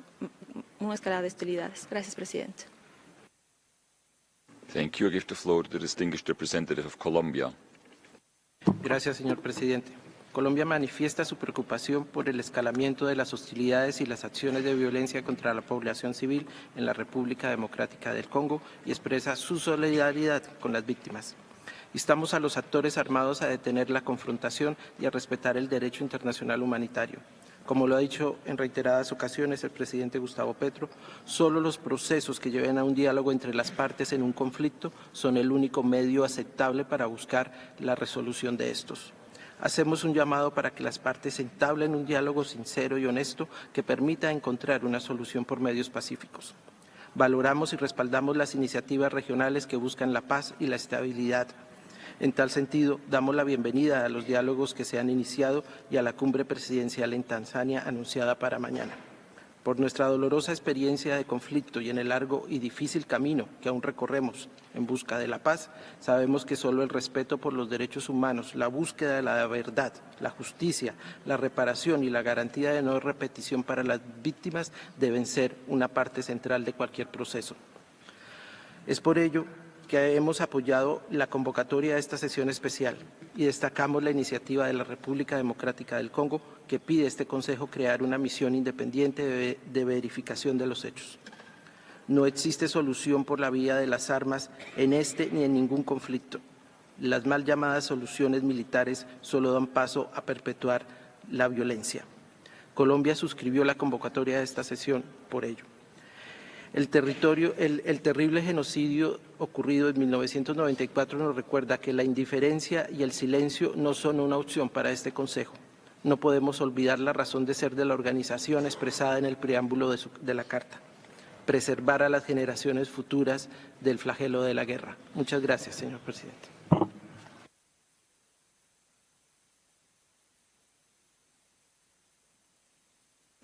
Merci. Nous allons maintenant passer à la liste des orateurs pour les États observateurs du Conseil et je donne la parole au distingué représentant du Liechtenstein.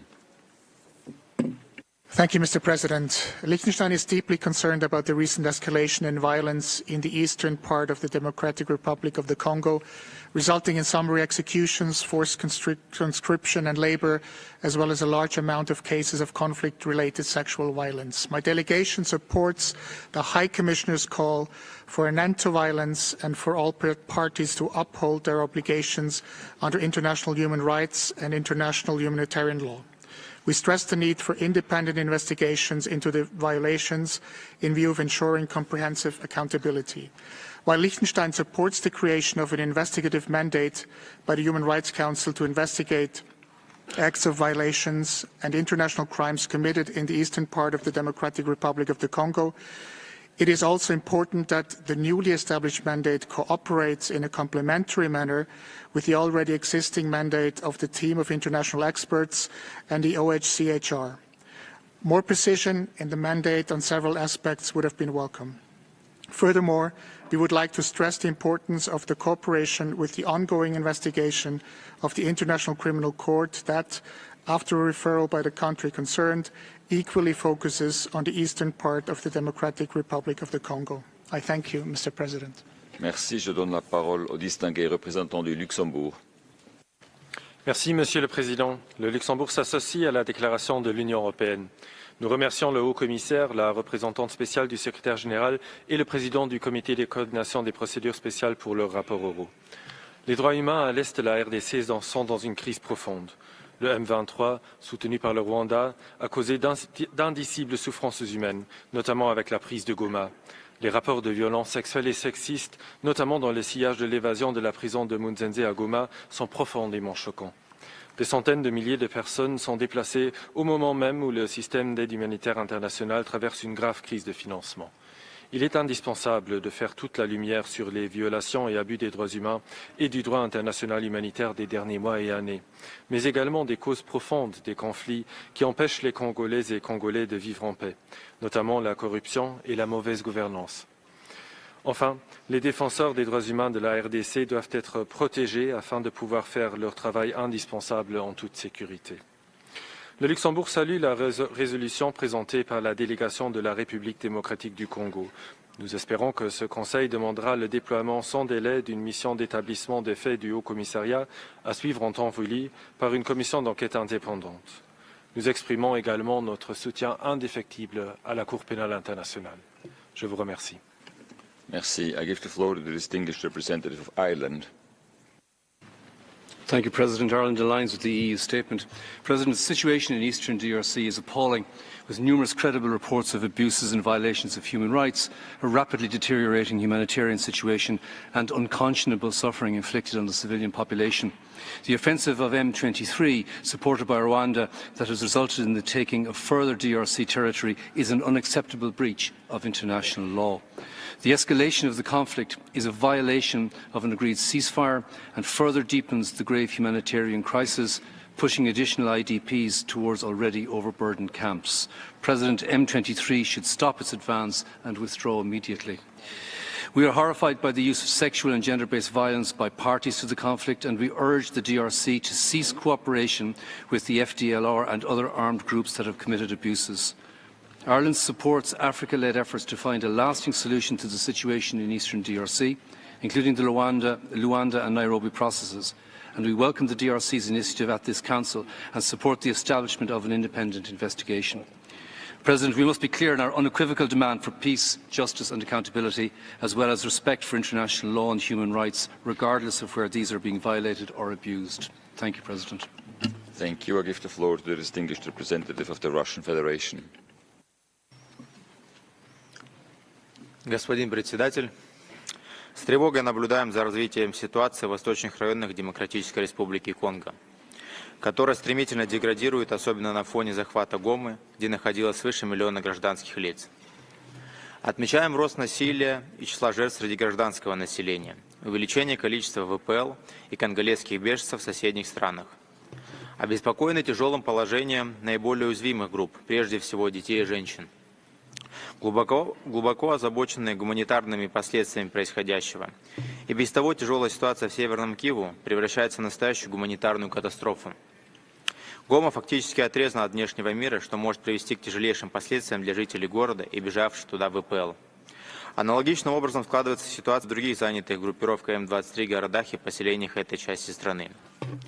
Решительно осуждаем совершаемые в отношении мирного населения преступления на востоке страны.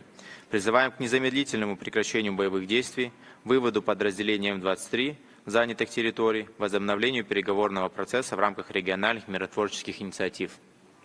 Убеждены, что положить конец насилию можно только путем политико-дипломатического диалога между всеми задействованными в конфликте сторонами.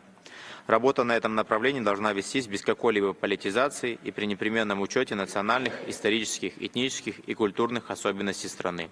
Благодарю за внимание. Thank you. I give the floor to the distinguished representative of Moldova. Thank you, Mr. President.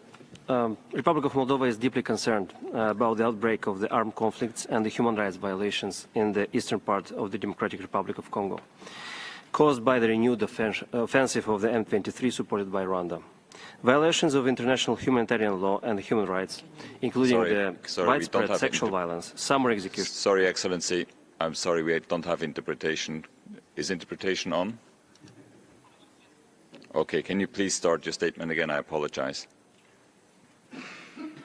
Let me start again. The Republic of Moldova is deeply concerned about the outbreak of the armed conflict and the human rights violations in the Eastern Democratic Republic of Congo caused by the renewed offensive of M23 supported by Rwanda. Violations of international humanitarian law and of the human rights, including the widespread sexual violence, summary executions, recruitment and use of child soldiers, must stop immediately by all parties. All perpetrators must be held accountable. We support the calls for establishing an independent fact-finding mission to enhance these efforts. We continue to support MONUSCO and call for unhindered access of humanitarian assistance as well as the protection of civilians and IDPs. We condemn the military presence of M23 in the DRC and call for its immediate withdrawal. We also call on DRC to take their efforts to reduce reasons for tensions and counter the hate speech. The Republic of Moldova supports the efforts of a peaceful resolution of the conflict, including the Luanda and Nairobi processes, and welcome the upcoming meeting in Dar es Salaam. We stand by the sovereignty, independence, and territorial integrity of the Democratic Republic of Congo. Thank you. Thank you. I give the floor to the distinguished representative of the United Kingdom of Great Britain and Northern Ireland. Merci, Monsieur le Président. Et permettez-moi tout d'abord de féliciter la République démocratique du Congo pour avoir convoqué cette session extraordinaire en ce moment important. Nous nous félicitons également du large soutien qu'elle a reçu de tout le continent africain. Monsieur le Président, la situation dans l'Est de la République démocratique du Congo a reçu bien trop peu d'attention, y compris par ce Conseil. Nous condamnons la récente offensive de M23 et des forces de défense rwandaises qui a aggravé une situation humanitaire déjà désastreuse. Nous demandons à toutes les parties de garantir un accès humanitaire sans entrave afin de permettre l'acheminement d'une aide vitale. Et en particulier, le Royaume-Uni demande au M23 et au Rwanda de rouvrir l'aéroport de Goma de toute urgence. Monsieur le Président, l'ampleur des violences sexuelles et fondées sur les gens dans l'Est de la RDC est atroce. Nous sommes horrifiés par le rapport faisant état de viols brutaux et de meurtres des centaines de femmes dans la prison de Msenze à Goma. Nous devons réagir fermement et collectivement pour garantir une enquête approfondie et faire en sorte que l'impunité cesse fin. Le Royaume-Uni est convaincu de la nécessité d'utiliser tous les mécanismes disponibles au Conseil afin de faire face à la situation des droits de l'homme. Merci. Merci. Je donne la parole au distingué représentant de l'Égypte.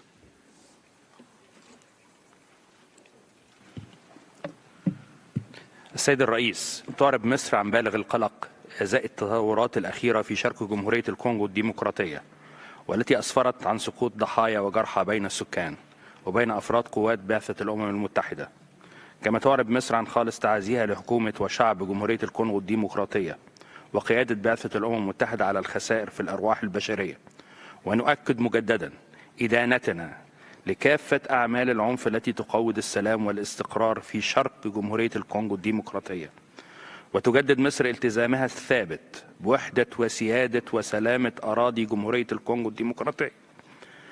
وتؤكد على ضرورة وقف الأعمال العدائية على الفور للسماح بعودة جميع الأطراف المعنية إلى الحوار في إطار عمليتي لواندا ونيروبي.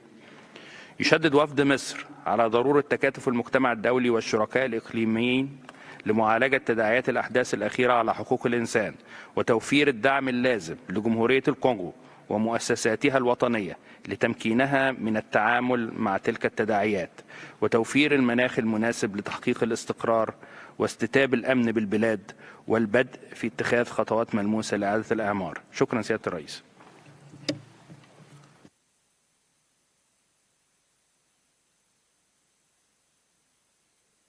Thank you. I give the floor to the distinguished representative of Sierra Leone. President Shannon, welcome to convening of this special session and commend the concerted efforts by multilateral and bilateral actors, including regional organizations and the government of Angola, in seeking a resolution to the crisis. The conflict is intensifying, causing further displacement and suffering among the civilian population. We strongly condemn the attacks against innocent civilians and peacekeepers, which constitute war crimes. We are deeply concerned about ethnically motivated attacks and call for an immediate cessation of hostilities.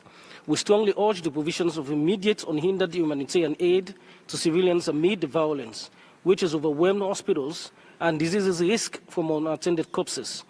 We acknowledge the various diplomatic initiatives that have been undertaken, including several peace agreements and joint communique, which aim to resolve the conflicts in Eastern DRC. Notably, in 2007 joint communique between the DRC and Rwanda outlined a common approach to address threats to regional peace and stability, with both parties committing to specific actions. We call for the immediate and complete withdrawal of all foreign troops from the territory of DRC, and for all parties to engage in a constructive dialogue to find a sustainable solution to the crisis and alleviate the suffering of the Congolese people. We firmly support initiatives that aim to restore peace and stability to the Eastern DRC, maintain the territorial integrity of DRC, and ensure that those responsible for human rights violations are held accountable. I thank you, President. Thank you. I give the floor to the distinguished representative of Italy. Distinguished President, Italy aligned itself with your statement. It's with deep concern that we observe the ongoing escalation of the conflict in the eastern provinces of the Democratic Republic of the Congo. This situation has worsened due to the renewed attacks by the M23 group supported by the Rwandan armed force. This escalation disrupts efforts laid by African nations to achieve a peaceful resolution to the conflict. Italy reiterates its full support for the Luanda and Nairobi peace regional processes. Italy strongly condemns the offensive of the M23 supported by Rwanda and the presence of Rwandan armed force in the Democratic Republic of the Congo, which is a breach of international law, the United Nations Charter, and territorial integrity of Congo. We also persistently urge the Democratic Republic of Congo to stop collaborating with FDLR and other armed factions. We are appalled by the disturbing allegation of the serious human rights and international humanitarian law violation and abuses taking place in the country, including cases of summary execution, conflict-related sexual violence and mass rapes, forced conscription and forced labor. We call upon all parties to immediately cease all violations and abuses and to uphold their obligations to protect civilians in all circumstances, with particular attention to the most vulnerable, including women and children. In conclusion, Distinguished President, Italy reiterates its commitment to ensuring accountability and promoting peace and justice. I thank you. Thank you. I give the floor to the distinguished representative of the Holy See. Thank you, Mr. Chair. The Holy See strongly condemns the recent offenses in the eastern DRC, which has been further intensified by the capture of Goma by the M23 and its advance towards Bukavu. This has provoked an enormous loss of life and a worrying increase in human rights violations. It has led to looting in Goma and surrounding towns and has increased the massive displacement of populations. Even peacekeepers have been killed or injured. The airport of Goma should be reopened immediately, at least for the delivery of humanitarian aid and the evacuation of the most seriously wounded. And all parties concerned should make the necessary arrangements to this end. Pope Francis has urged the parties in conflict to commit themselves to the cessation of hostilities and to the safeguarding of the civilian population, recommending that the local authorities and the international community do everything possible to resolve the conflict situation by peaceful means.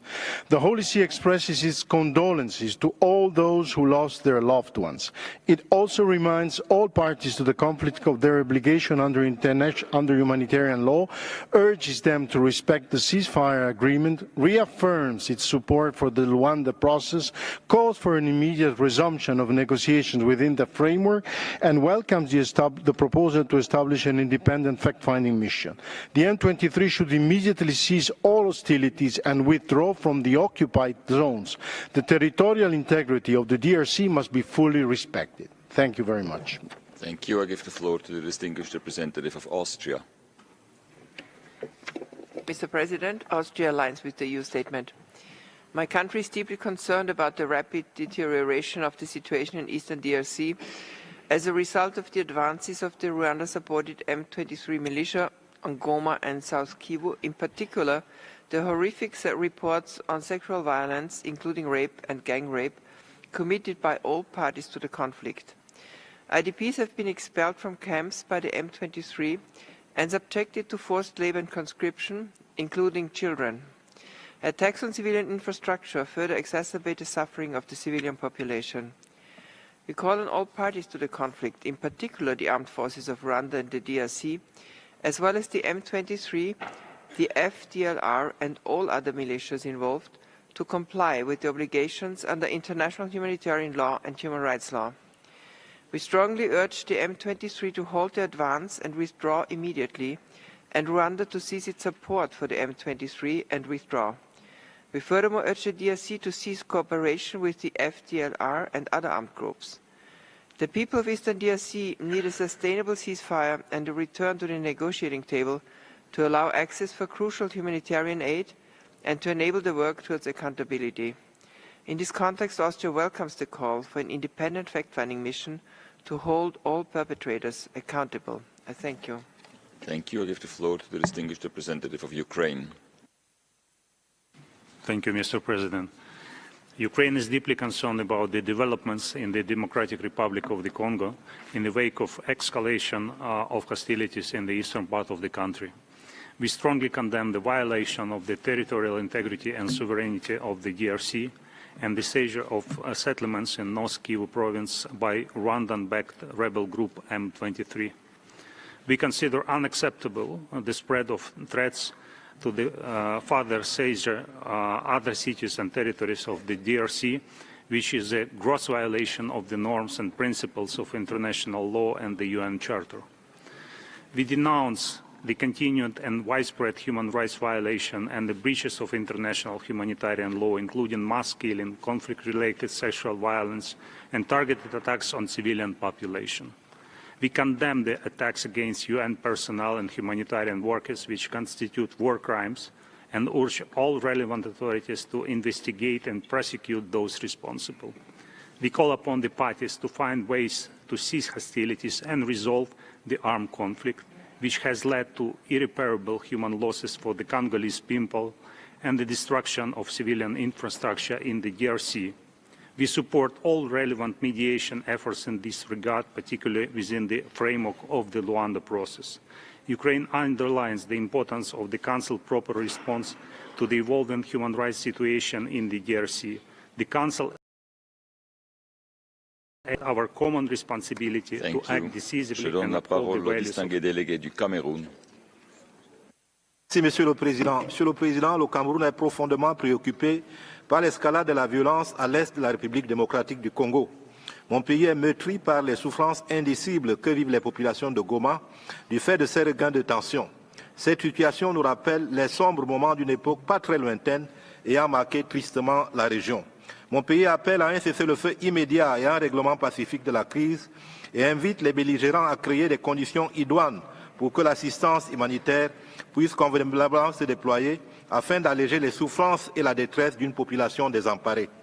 Le Cameroun, profondément attaché aux valeurs de la paix contenues dans la Charte des Nations Unies, appelle instamment la communauté internationale à aider les États et les peuples de la région à développer une culture de coexistence pacifique. Il invite au respect de l'intangibilité des frontières héritées de la décolonisation. Le Cameroun se félicite des initiatives en cours, tant régionales qu'internationales, pour résoudre durablement cette crise indigne de notre époque et qui, en plus, sape l'esprit et les fondements de l'humanisme.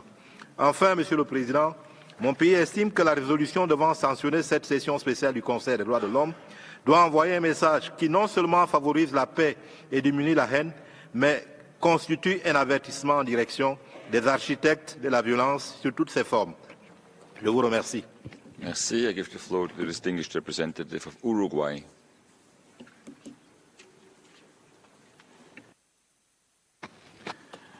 Gracias, señor presidente. Uruguay manifiesta su profunda preocupación por el agravamiento de la situación de seguridad en la República Democrática del Congo debido a las acciones del grupo armado M23 en la zona este del país, así como las continuas violaciones del derecho internacional humanitario y de los derechos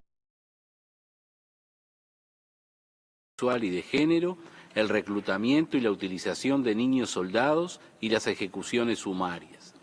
Condenamos firmemente los recientes ataques del grupo armado M23 contra personal de Naciones Unidas que provocaron el fallecimiento de cascos azules de la MONUSCO, incluyendo al soldado uruguayo Rodolfo Álvarez, así como varios heridos, entre los cuales se encuentran 4 integrantes del contingente uruguayo, acciones que podrían llegar a constituir crímenes de guerra. Hacemos un llamado a redoblar esfuerzos para alcanzar un cese al fuego inmediato en la zona y a renovar las negociaciones en los marcos del proceso de Luanda y Nairobi, exhortando a que los estados de la región se abstengan de toda acción que agrave la situación y que cooperen para lograr una solución política sostenible al conflicto. Uruguay reitera su compromiso con la paz con la República Democrática del Congo y reafirma su apoyo a la MONUSCO en estos momentos críticos. Muchas gracias. Thank you. I give the floor to the distinguished representative of Uganda. Thank you, Mr. President. Uganda is deeply concerned by the current developments in the eastern part of the DRC. As one of the close neighbors to DRC, we have witnessed firsthand on the front line the devastating conflict that continues to cause loss of life, destruction of property, displacement of thousands of people that not only affects the region but exacerbates the refugee crisis in our country. And therefore, Uganda would like to underline the following. 1, urgent need for an immediate ceasefire to avert any further devastation and revert to dialogue. 2, call upon all parties to the conflict to pave way for unhindered access for humanitarian support to the civilians in the eastern part of the DRC. And 3, call on the international community to support the regional efforts being led by the East African Community and SADC to find a lasting solution to the conflict. Uganda is committed to continue working bilaterally with the DRC and through the existing regional frameworks to support efforts to restore peace and stability. And we call upon the international community and this Council to do the same. Thank you, Mr. President. Thank you. Je donne la parole au distingué délégué du Canada. Merci, Monsieur le Président. Le Canada est profondément inquiété par l'escalade de la violence dans l'est de RDC à la suite de la prise de Goma par le M23, qui est soutenu par les forces de défense rwandaises. Nous dénonçons les atrocités généralisées dans l'est de la RDC, y compris les attaques illégales contre les civils, les personnes déplacées à l'intérieur du pays et les acteurs humanitaires, ainsi que les massacres et les enlèvements. Nous sommes préoccupés par les informations faisant état de violences sexuelles liées au conflit contre les femmes et les filles. Ces actes sont odieux et contraires aux obligations en vertu du droit international. Le Canada demande la cessation immédiate des attaques illégales contre les civils et les infrastructures civiles et nous soutenons la mise en place d'une mission d'établissement des faits soutenant leur responsabilisation pour ces violations. Nous rappelons à toutes les parties que le fait de diriger intentionnellement des attaques contre le personnel impliqué dans une mission d'aide humanitaire constitue un crime de guerre. Le Canada demande à la RDF de cesser son soutien au M23 et de se retirer du territoire de la RDC. Nous appelons toutes les parties à respecter leurs obligations en vertu du droit international humanitaire. Le Canada réitère son soutien à l'intégrité territoriale de la RDC et à un dialogue constructif qui mènera à une résolution pacifique entre la RDC et le Rwanda. Merci. Merci. I give the floor to the distinguished representative of Australia. Thank you, President. Australia welcomes this special session of the Council at such a crucial time for the people of the Democratic Republic of the Congo. We are gravely concerned about the recent escalation of violence in the DRC, the devastating consequences for human rights, including the disproportionate impact on all women and children, and the potentially catastrophic implications for regional peace and security. We call for an immediate de-escalation, respect for the DRC's territorial integrity, and the withdrawal of Rwandan troops supporting the armed group M23's offensive on Goma. We are also deeply concerned by reports and documented cases of conflict-related sexual and gender-based violence and of the failure to protect humanitarian personnel. We support the calls in the resolution presented to this Council for the establishment of a mandate to investigate the facts and circumstances of these and all alleged violations and abuses of human rights and violations of international humanitarian law in North and South Kivu. We support efforts to ensure accountability is established. Parties to the conflict must uphold their obligations under international law, ensuring the protection of civilians, including humanitarian personnel, and unhindered access to vital aid. The situation is complex, and Australia welcomes the announcement of a joint Southern African Development Community and East Africa Community Summit on 7-8 February to bring together all parties and seek a negotiated way forward. Australia continues to encourage African-led solutions to the conflict and the promotion of sustainable peace through regional initiatives. I thank you. Thank you. I give the floor to the distinguished representative of Paraguay. Muchas gracias, señor presidente. El Paraguay sigue con mucha preocupación la alarmante situación que atraviesa la población congoleña a causa de la escalada de hostilidades y violencia en las provincias de Kivú del Norte y Kivú del Sur, en el este del país, y por el continuo empeoramiento de las violaciones de derechos humanos y del derecho internacional humanitario. La población civil es una vez más la más afectada por este tipo de conflictos, y entre ellas las mujeres y las niñas soportan la peor parte, mientras el acceso humanitario sigue siendo peligrosamente limitado. La capacidad hospitalaria saturada y aumentan los reportes de masacres, ejecuciones sumarias, violencia sexual, desplazamientos masivos, ataques contra actores humanitarios e infraestructuras civiles, entre otros. La situación de la República Democrática del Congo pone de manifiesto la urgencia de fortalecer los mecanismos de monitoreo y escrutinio internacional sobre la situación en el terreno, así como la necesidad de que los esfuerzos de este Consejo apunten a dar alivio, a ofrecer respuestas y acciones concretas en favor de las víctimas de las violaciones y abusos de los derechos humanos. Es imperioso que se ponga fin a la violencia y que todas las partes respeten sus obligaciones en virtud del derecho internacional humanitario y de los derechos humanos. Para ello es fundamental que se realicen investigaciones sobre las violaciones cometidas a fin de garantizar una rendición de cuentas integral. Mr. President, in Turkey we're following recent clashes and grave violations of human rights with horrible impact, especially on civilian populations in eastern DRC, with deepest concern. Turkey condemns the attacks, which has further deteriorated the already dire humanitarian situation in the region and resulted in loss of lives, including members of MONUSCO. We reaffirm our commitment to the independence, unity and territorial integrity of the DRC. We join the unanimous call for an immediate cessation of hostilities and establishment of permanent ceasefire. We urge all parties to return to dialogue. It is important to see that sustainable solution to the problem can only be found through peaceful means and inclusive dialogue among all parties concerned. In this regard, we reiterate our commitment to the principle of African solutions to African problems and express our full support to the Luanda process between Rwanda and DRC. We acknowledge the progress made under the Luanda process, the gains of which need to be preserved. It would also be essential to revive the Nairobi process led by the East African community. Mr. President, African ownership is essential. We trust that East African Community and South African Development Community joint summit meeting, which is being held in Jerusalem today and tomorrow, would contribute to easing of the tension and provide a common ground for further deliberations and sustainable peace. Thank you. I give the floor to the distinguished representative of Guatemala. Muchas gracias, señor presidente. Agradezco la convocatoria a esta sesión y manifestamos nuestra gran preocupación por la situación de seguridad que se está viviendo en el este de la República Democrática del Congo. El gobierno de Guatemala condena en los términos más enérgicos la ofensiva lanzada por el movimiento 23 de marzo, M23, su expansión a Kivú del Norte y la toma de la ciudad de Goma.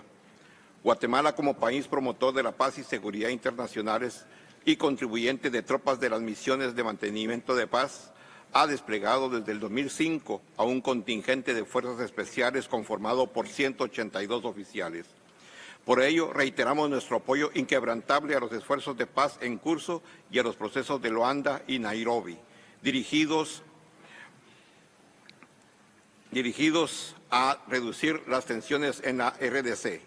Asimismo, lamentamos el fallecimiento de cascos azules, lo cual puede constituir un crimen de guerra, y esperamos la pronta recuperación de los heridos, que incluyen a 2 oficiales guatemaltecos. Señor presidente, la situación de derechos humanos en el este de la RDC es alarmante. Hacemos un llamado para que se garantice el acceso a la asistencia humanitaria, servicios básicos de salud, alimentación y protección de la población, particularmente las mujeres, niños y niñas. Aunando a esta la situación de violencia sexual y de género relacionada con el conflicto es de suma preocupación. Es urgente que todas las partes involucradas cesen inmediatamente las hostilidades, respeten el derecho internacional humanitario. I give the floor to the distinguished representative of Zambia. Thank you, Mr. President. Zambia is deeply concerned with the reports on the deteriorating human rights situation in the Eastern Democratic Republic of the Congo arising from the ongoing conflict. We are saddened that civilians, including women and children, are bearing the brunt of the ongoing armed conflict, insecurity, and human rights abuses.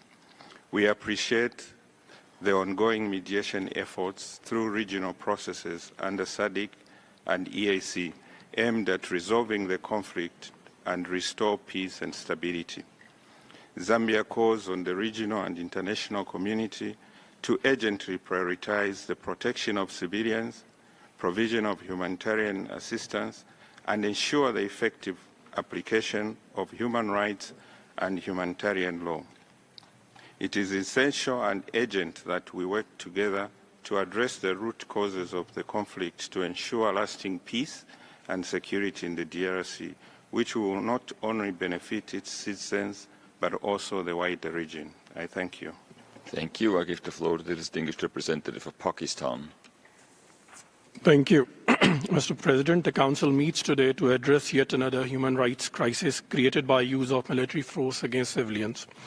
This time in the Democratic Republic of the Congo. We condemn M23's occupation of territories in eastern DRC. We underscore that sovereignty and territorial integrity of the DRC must be respected. Pakistan joins other delegations in condemning acts of mass killings, sexual violence, and other human rights violations, and is gravely concerned at the increasing scale and the growing intensity of violence perpetrated. We echo the calls by the High Commissioner for urgent action to stem grave human rights crisis in the region. As a major contributor to the UN peacekeeping forces, Pakistan condemns the attacks on UN peacekeepers and urges all parties to be mindful that such attacks may constitute war crimes. In order to stem human rights violations and move forward towards durable peace, we call for 1. Resolute condemnation of violence against civilians, forced displacement and illegal occupation of territory, 2. Uninterrupted access to human rights organizations to the affected areas, 3. Recognition that there is no military solution to this conflict, and 4. As SADC and EAC summit meetings are being held today, we hope that international and regional diplomatic efforts, including the Luanda process and the Nairobi process, pick momentum. Finally, we hope that the Council will respond to this crisis while acting within its mandate and with consensus. I thank you. Thank you. I give the floor to the distinguished representative of India.